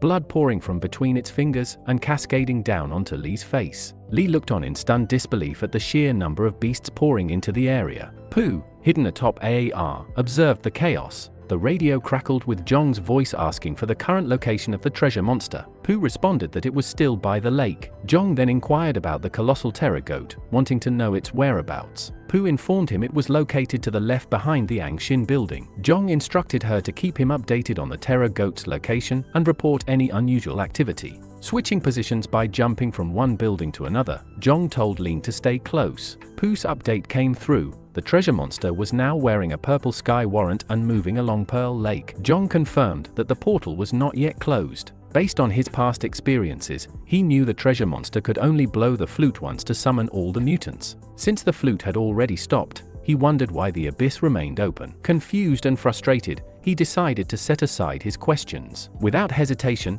he leaped to the ground and drew his moon blade. With a swift gust of wind, he beheaded 3 undead creatures and quickly snatched the magic crystals from their foreheads, ensuring no valuable crystals were wasted. Suddenly, a desperate cry for help pierced the chaos. Zhong turned his attention to the source of the sound and saw the terror goat attacking survivors. Though it was a level 2 monster, still 1 rank above him, it was one of the easier mutants to handle. Moreover, the terror goat had a yellow earth-colored fibrous material in its body, known to be a valuable young treasure. Feeling a surge of determination, Zhong charged directly at the terror goat. Using the momentum from his run, he pushed off the ground, propelling himself into the air. He spun mid-flight and landed forcefully on the terror goat's back with lightning speed. With lightning-fast reflexes, Zhong's wrists moved deftly as he drove his blade downward. The moon blade sliced through the terror goat's tough skin with precision and force, embedding deeply into its body. Zhong continued to stab relentlessly at the beast's back. Those who had fled earlier watched in stunned disbelief. They couldn't fathom how Zhong had managed to leap onto the monster's back and breach its defenses, especially considering that everyone involved was only a level 1 superhuman. The terror goat, enraged by the tiny human on its back, began to spin and jump violently in an attempt to shake Zhong off. Fully aware of the terror goat's intentions, Jong pressed his blade even deeper. The beast roared furiously, lifting its head high in a futile attempt to lessen the pain. Onlookers were astonished to see Jong's blade actually pierce the terror goat's body, while their own attacks had barely made a dent in its hide. Jong gripped his blade with all his might, struggling to stay in place and prevent being thrown off. The terror goat grew increasingly reckless, charging into a nearby building. The impact sent shards of glass and debris flying, causing Jong to sustain some injuries. Seeing that this tactic was effective, the terror goat became even more frenzied, rampaging wildly and smashing everything in its path. Eventually, the beast came to a halt, realizing that its strategy had succeeded in dealing with Jong. Understanding that staying on the terror goat's back was no longer viable, Jong pulled out his blade with all his strength, causing foul-smelling blood to spray from the wound. He quickly leapt down just as the terror goat's foot crashed down where he had just been. The beast fixed its fierce gaze on Jong, preparing for another attack. Gathering his strength, Jong readied himself for a decisive blow. He sprang into the air with agility, swinging his arm and driving his blade towards the terror goat's vital spot. Unlike its back, this area was devoid of bones and filled with soft, meaty tissue. The terror goat writhed in pain, flinging Jong away and charging at him with its massive horns, intent on finishing the fight. Jong, injured and with blood spraying from his mouth, managed a grim smile despite his pain. He knew the terror goat was on its last legs. The creature made a final, futile attempt to struggle before collapsing to the ground. The survivors who had secretly approached to witness the outcome were taken aback. Jong cast a cold glance at them. One of the middle-aged evolved individuals asked how Jong had managed to defeat the monster. Jong responded curtly, advising them that if they had decided to run earlier, they should have done so completely and not interfered. He pointed outside, making it clear that he did not welcome their presence and instructed them to leave immediately. The survivors' faces fell, their expressions sour. They insisted that while Jong had indeed killed the monster, they had also fought it earlier and claimed some credit. Jong gave a cold laugh, dismissing their claim. He retorted that they hadn't even managed to breach the monster's skin and yet had the audacity to claim credit. The survivors, feeling a mix of shame and anger, began to shout and point at Jong, expressing their frustration. They argued that such a high-ranked monster could be exchanged for valuable resources and questioned why they should just give up. Jong, however, had no intention of wasting time on them. He coldly instructed them to get lost. Despite being only a level 1 evolved, his reputation preceded him. He had already taken down numerous undead and mutants, instilling awe rather than anger among the group. The atmosphere shifted immediately, and their morale seemed to deflate. The man at the center of the group, authoritative and stern, warned Jong to be smart and leave. They were determined to take the item and, if necessary, deal with Jong harshly. The middle-aged man noticed Jong's injuries, his arm dangling uselessly, and advised him to think carefully before acting, stressing that rashness would only bring more harm. His tone was laced with genuine concern for Jong's safety. Meanwhile, a larger, more boisterous member of the group pointed out that the man in the center had killed someone just the day before. In the current chaotic times, where old laws no longer applied, killing had become more accepted. The group, now stirred up and aggressive, urged Jong to surrender the item willingly. Their message was clear: the choice was his,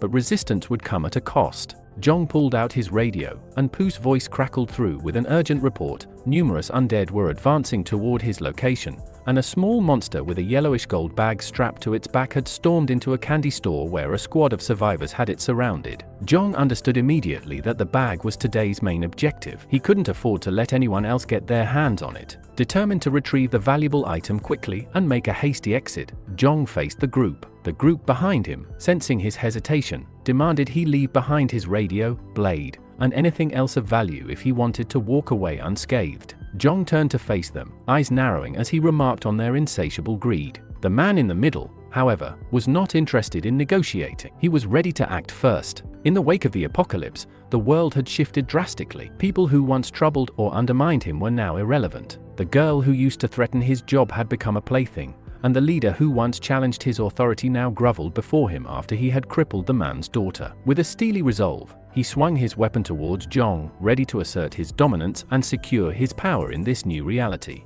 In the chaos of the harsh new world, a blinding flash of light cut through the turmoil. The middle-aged man's weapon slipped from his grasp and clattered to the ground. It took him agonizing seconds to react, his pained screams finally breaking the tense silence. Junk's voice pierced through the commotion: when you want to kill someone, remember that others might want to kill you too. With a swift kick, Jong sent the man sprawling into two of his companions. Their cries of agony filled the air as Jong seized the precious item and made his exit. The onlookers could only watch in stunned silence. Soon, a horde of undead emerged, and the group's fear became palpable. Desperate cries filled the air as they scrambled to confront the new threat. Inside a nearby building, the sharp, deafening crack of gunfire echoed as several guns concentrated their fire on the defense line. Chuno, after dealing with a pile of mutated rats outside, saw Mo return, visibly shaken and pale. He quickly inquired about what had happened, but Mo only muttered that the giant rats had been nauseating. Her concern shifted to Zay, who was anxiously looking around,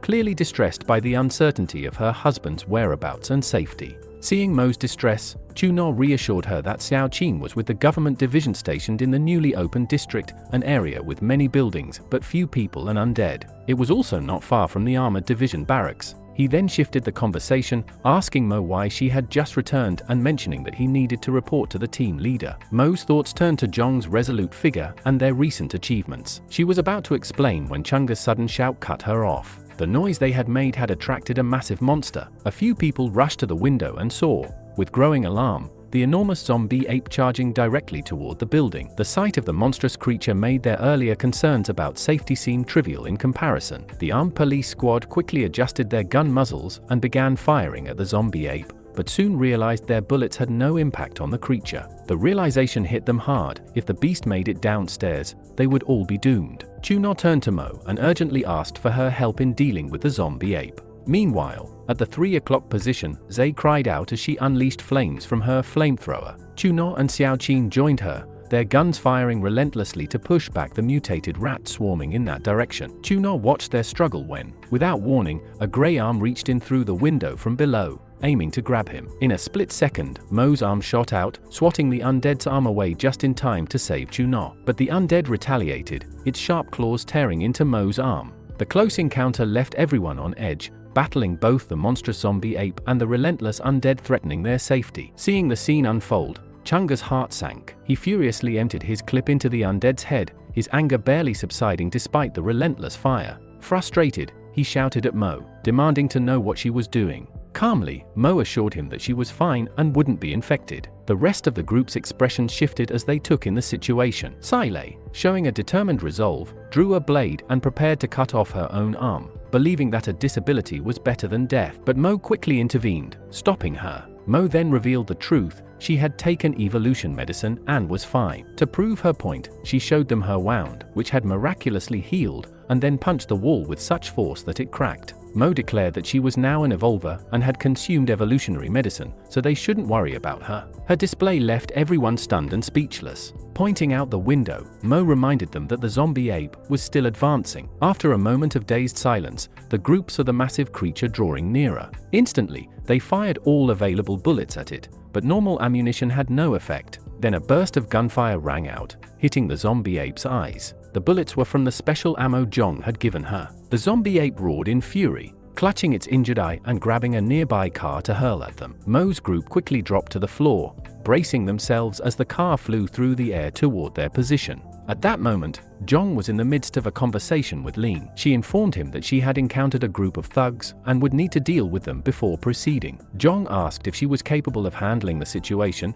and Ling assured him that they were not a significant challenge. He instructed her to seek out Teacher Pooh if the situation proved too difficult. As Jong spoke, he saw several cars hurtling past between the buildings, their chaotic movement clearly the work of the enraged zombie ape. The creature was using every method at its disposal to vent its fury. Jong was unaware that his first teammate, whom he had focused on after being revived, was facing a life-or-death struggle. His primary concern was ensuring he reached the treasure monster before others could snatch it away, and he hoped to reach Pearl Lake soon. Jong, still nursing injuries from his recent battles, felt a pressing need for a healer on his team. In the apocalypse, many survivors didn't perish from combat but from missing the crucial window for treatment. Medicines were a rare luxury, far more valuable than food and water, and healers were highly sought after. Having just one pharmacist on his team would allow him to fight at full strength without holding back. He regarded her with keen interest, Despite his words, he made his way to the street leading to Pearl Lake's road, determined to navigate past the small monster ahead. The leader of the thugs blocking Liang's path warned her of the dangers ahead, advising that she would be safer staying with them. As he thought about Captain YA, who had provided him with weapons, evolution medicine,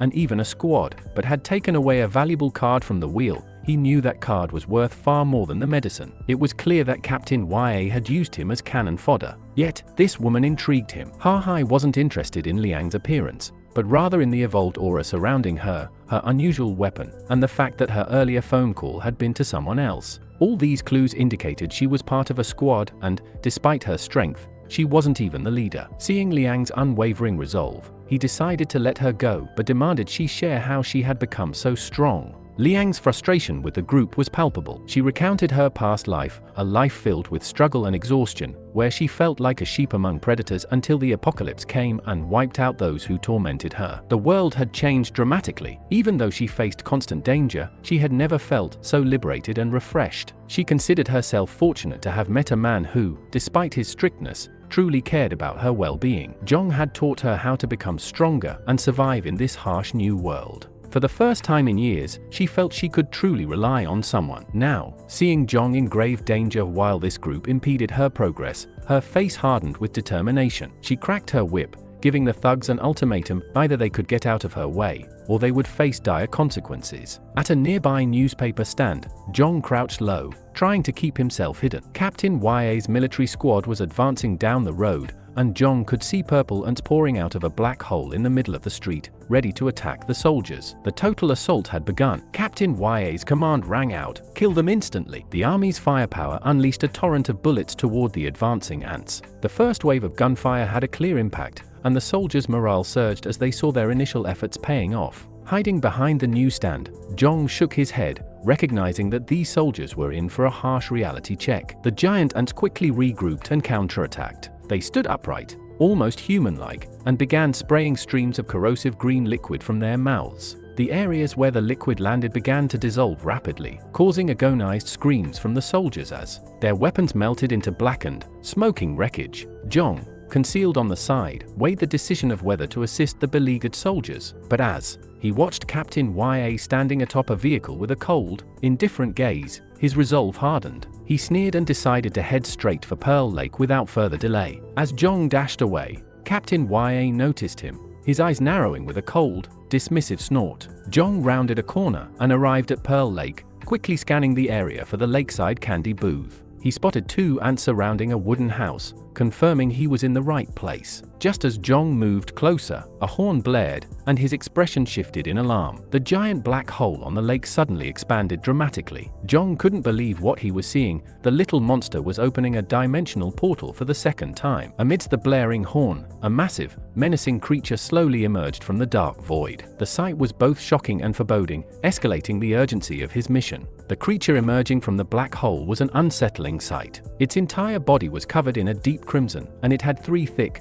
crude legs both in the front and back, giving it a grotesque, unnatural appearance. Its forearms, similarly grotesque, grew directly from its shoulders and flanks. The creature was wrapped in heavy pitch-black iron chains, which clanked with every movement. On its head, a single blue horn flickered rhythmically as if breathing. His eyes widened in shock as he recognized the monster. It was the Chain Prisoner, a notorious being that had become increasingly powerful since the apocalypse began. This creature had broken through the Wasteland's fortress and emerged into the outside world. Now it bore a level 4 green magic crystal embedded in its forehead, marking it as one of the first level 9 mutants humanity had ever encountered. Before humanity had any level 9 superhumans, the Chain Prisoner was the undisputed terror, roaming aimlessly, leaving a path of destruction in its wake, obliterating survivor bases, and wreaking havoc wherever it went. It wasn't until humanity also developed level 9 superhumans that a trio of these powerful beings was able to bring it down. That battle became legendary, known as the battle where Shin earned the title of the Slaughter Rose.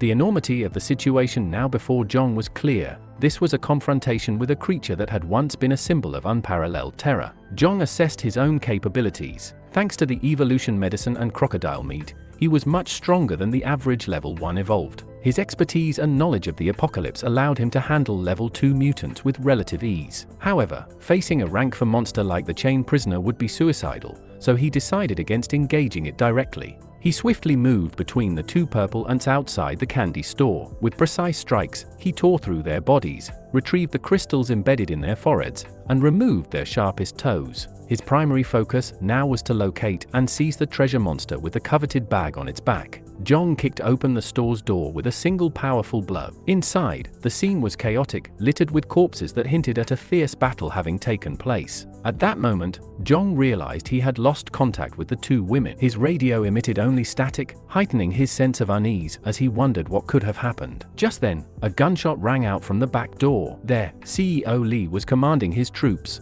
their guns firing relentlessly. He held a radio in his hand, urgently requesting reinforcements from Captain YA. CEO Lee had observed earlier that the treasure monster had pulled a bottle of evolution medicine from its bag. The medicine from its bag was splashed onto the monster, a potentially crucial prize for the day. With a bullet wound on its shoulder, the treasure monster emitted a strange, unsettling cry. CEO Lee, now electrified with excitement, directed his team to come up with strategies to subdue the monster atop the purple ant's body. The stakes were high, and securing the treasure monster's bag was vital. Suddenly, Jong burst onto the scene with remarkable speed. The troops, caught off guard, scrambled to raise their weapons, but Jong was too quick. His precise punches landed before they could even pull their triggers. CEO Lee barely had time to lift his weapon before Jong was upon him, delivering a powerful elbow strike to his chest. With the military gun now in his possession, Jong noted that Captain YA had seemingly abandoned all military support for this operation. His resolve intensified as he forcefully stomped his foot, propelling himself urgently towards the treasure monster. He knew that securing the bag before others arrived was crucial. Meanwhile, CEO Lee, realizing the gravity of the situation, grabbed his radio and urgently contacted Captain Y. He reported that the treasure was within reach and warned that if Captain Y didn't act swiftly, others would claim it. The urgency in his voice underscored the high stakes of the operation as everyone raced to secure the prized bag. Jong pressed on relentlessly, finally spotting the treasure monster by a lake near the plaza. The creature had dismounted from the monster ant and was now leisurely gnawing on a chicken leg it had scavenged. Jong observed that the monster's previously wounded shoulder had fully healed, looking as good as new. Suddenly, the treasure monster's gaze shifted toward Jong, halting its gnawing and emitting a low, menacing growl. At the sound, two nearby purple ants charged at Jong. To his surprise, these ants were not ordinary, they were level 2 generals. Typically, purple ants were level 1 mutants, generals were level 2, kings were level 3, and queens were level 4 or higher. One of the generals sprayed a corrosive liquid toward him, setting up an ambush.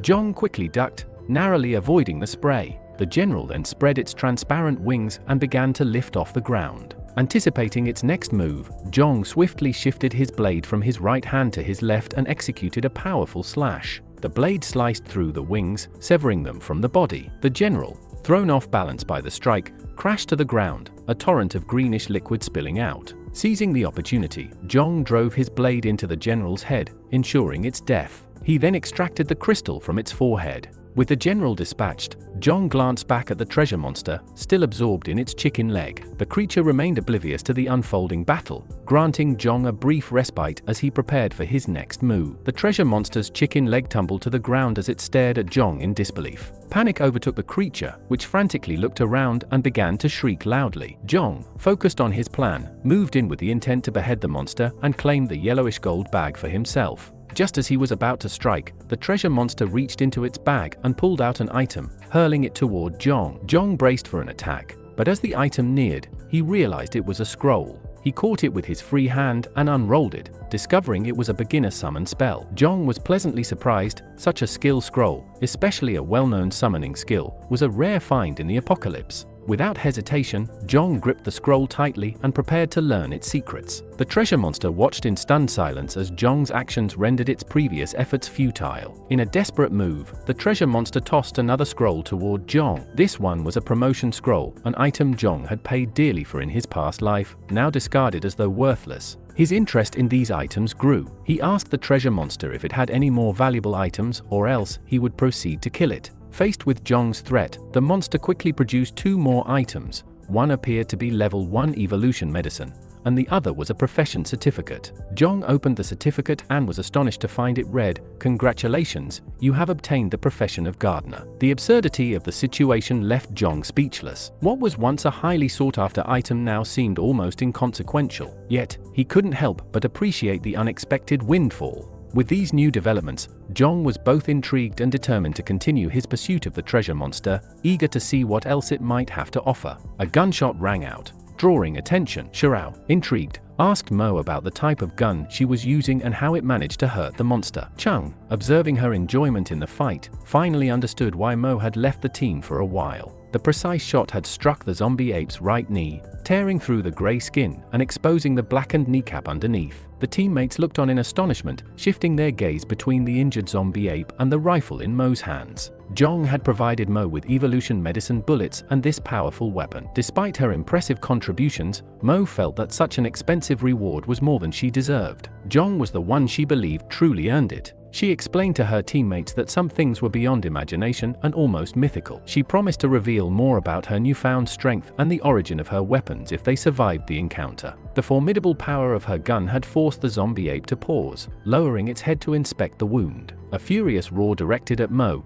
witnessing the zombie ape's renewed aggression. Mo ordered her team to focus their fire on the wound. Just then, someone entered the scene, instructing the shooter to join Director Lu's team. After a moment, the official noticed that everyone was fixated on Mo. Sensing this, Mo urged her teammates to assist her in attacking the zombie ape's right knee. Her team members swiftly aimed their guns at the target, seemingly ignoring the official's previous directive. As Mo prepared to resume her attack, the official reached out from behind, drawn to the peculiar nature of her gun. Annoyed by the interruption, Mo elbowed him in the chest in protest. The official reprimanded her, suspecting that her gun might have been acquired through dubious means. He insisted on stopping her to inspect the weapon, adding an unexpected complication to the already tense situation. Mo was fiercely determined to protect everyone's lives. She glared at the official, demanding he leave immediately. She made it clear that she had no intention of joining Director Lu's team and warned him not to bother her again or she would kill him. Her outburst left everyone startled. The official, fuming with anger, shouted that Mo was disobeying orders and would face disciplinary action. In response, Mo decisively fired a shot at the wall just beside his ear, using the threat to force him to turn and leave. Changgu and the others were taken aback by Mo's rash behavior but couldn't deny the effectiveness of her actions. They wondered if she would be able to stay with the team in the future. Mo, however, was adamant about her intention to leave the police force. She bluntly told them that, aside from her teammates, there was nothing worth keeping her there. Mo expressed her disillusionment, questioning whether they truly understood the purpose of their relentless struggle and what they would ultimately gain from it. Her behavior had seemed odd since her return, but now it was clear. Mo revealed the harsh truth that they were being used as cannon fodder for Captain Ye. While Captain Ye could seize the treasure, the rest of them, apart from making sacrifices, would only receive evolution medicine for his wife and child. The revelation left everyone in disbelief, their sense of reality shaken by the stark truth Mo had laid bare. Jong was taken aback to find that his second profession was gardener. Although it wasn't what he had expected, he recognized some similarities between gardeners and artisans. Both professions boasted multiple skills beyond the standard set. There were two main abilities associated with gardeners. The first was cultivation, the skill to plant seeds and accelerate their growth with remarkable speed and efficiency, leading to extraordinary results. The second skill was activation, the power to control plants and use them to accomplish various tasks. Jong recalled an encounter with a formidable sycamore tree in his past life, an evolution of which was so powerful that even the strongest factions dared not approach it. He felt a surge of excitement at the thought of commanding mutated plants, imagining the advantages of growing food and producing resources in the apocalypse. Eager to see if the treasure monster had anything else to offer, he asked for more. In response, the treasure monster tossed another item toward him. As he reached out to grab it, a sudden sense of danger made him wary. He instinctively dodged just as the item hit the ground and exploded with a loud boom. As the smoke began to clear, a glowing green venomous monster emerged from the haze. It had no crystal on its forehead and was clearly a summoned creature. The blue aura surrounding it radiated intense corrosive properties, making it a formidable opponent. Jong hesitated to draw his blade, fearing it might get damaged. Instead, he quickly plunged his hand into the fountain beside him. As his hand submerged, the water began to bubble and froth, and within seconds, a human-shaped water elemental emerged. The elemental unleashed a powerful stream of water at the glowing venomous monster, and the two creatures clashed fiercely in a chaotic battle. This was a result of his basic skill transference. The summoning was limited to just 1 minute, so he knew he needed to act fast for a decisive victory. Bewildered by his sudden move, the treasure monster glanced at him with disbelief before attempting to flee. However, it only made it a few steps before running straight into Lee's group. His sinister laugh filled the air as he declared, "Kill them." His subordinates immediately opened fire, their bullets tearing through the air. Jong, agile and quick, darted behind a nearby sculpture, feeling a surge of frustration. He couldn't avoid the gunfire and was deeply reluctant to see the treasure monster fall into Lee's hands. With the enemy's magazine running low, he seized his chance. He pulled out a pistol and, with precise aim, took down 2 of Lee's men in a single dive. The remaining fighters scattered in fear, seeking cover. Taking advantage of the chaos, Jong charged towards the treasure monster. Amidst the gunfire, he reached the monster, seized it, and swiftly grabbed the prize. In that intense moment, he experienced the most profound emotional upheaval since his revival. Every time he had scrambled for treasure mutants in his past life, the fights had been brutal, with death rates soaring above 60%. The victorious few had always treated the treasure mutants as nothing more than a minor nuisance. Today, he was poised to be the victor. But suddenly, a chilling premonition swept over him. Jong reacted instantly, dodging to the side. A split second later, he saw a flash of movement. The monster let out a chilling shriek as its jaws snapped shut, barely missing its target. He narrowly dodged a savage attack, but if he hadn't moved in time, that severed arm would have been his. As he glanced around, his heart sank. 3 evolved humans had arrived, attacking with ruthless efficiency. Clearly adapted to the apocalypse, they fought with a brutality he hadn't anticipated. Ignoring their warnings, he grabbed the yellowish gold bag and clutched it tightly, but beams of light-speed spears shot towards him, forcing him to pull back. A long spear came dangerously close to his face. If his right hand hadn't been injured, he might have fended off the attack. But facing 3 evolved humans at once was too risky. Reluctantly, he retreated, kicking the treasure monster away, surprising the trio. They hadn't expected him to risk his life to protect the bag. Lee, seeing the opportunity, quickly informed Wong that the target was right before them. Wong smirked, clearly pleased with the turn of events. The leader, fuming with anger, cursed Jong and ordered his men to focus on grabbing the bag first, ignoring Jong's presence. Wong instructed his partner to secure the treasure while he created a diversion. A fierce battle ensued, turning the area into a chaotic mess of water and debris. The next step was to seize the opportunity and capture the treasure. Wong's team knew they had to wait for the perfect moment to make their move and maximize their chances. The situation with Mo was deteriorating rapidly. The zombie ape had a horde of undead blocking the area in front of the building, making it impossible for Mo to get a clear shot. With only 1 bullet left and threatened by Jong, her options were running thin. Overwhelmed by the thought of her efforts being wasted, Mo grappled with her next move. Just then, she saw a familiar figure rushing towards her, Pooh. If Pooh was here, Jong couldn't be far away. With renewed determination, Mo leapt out of the window. Chung,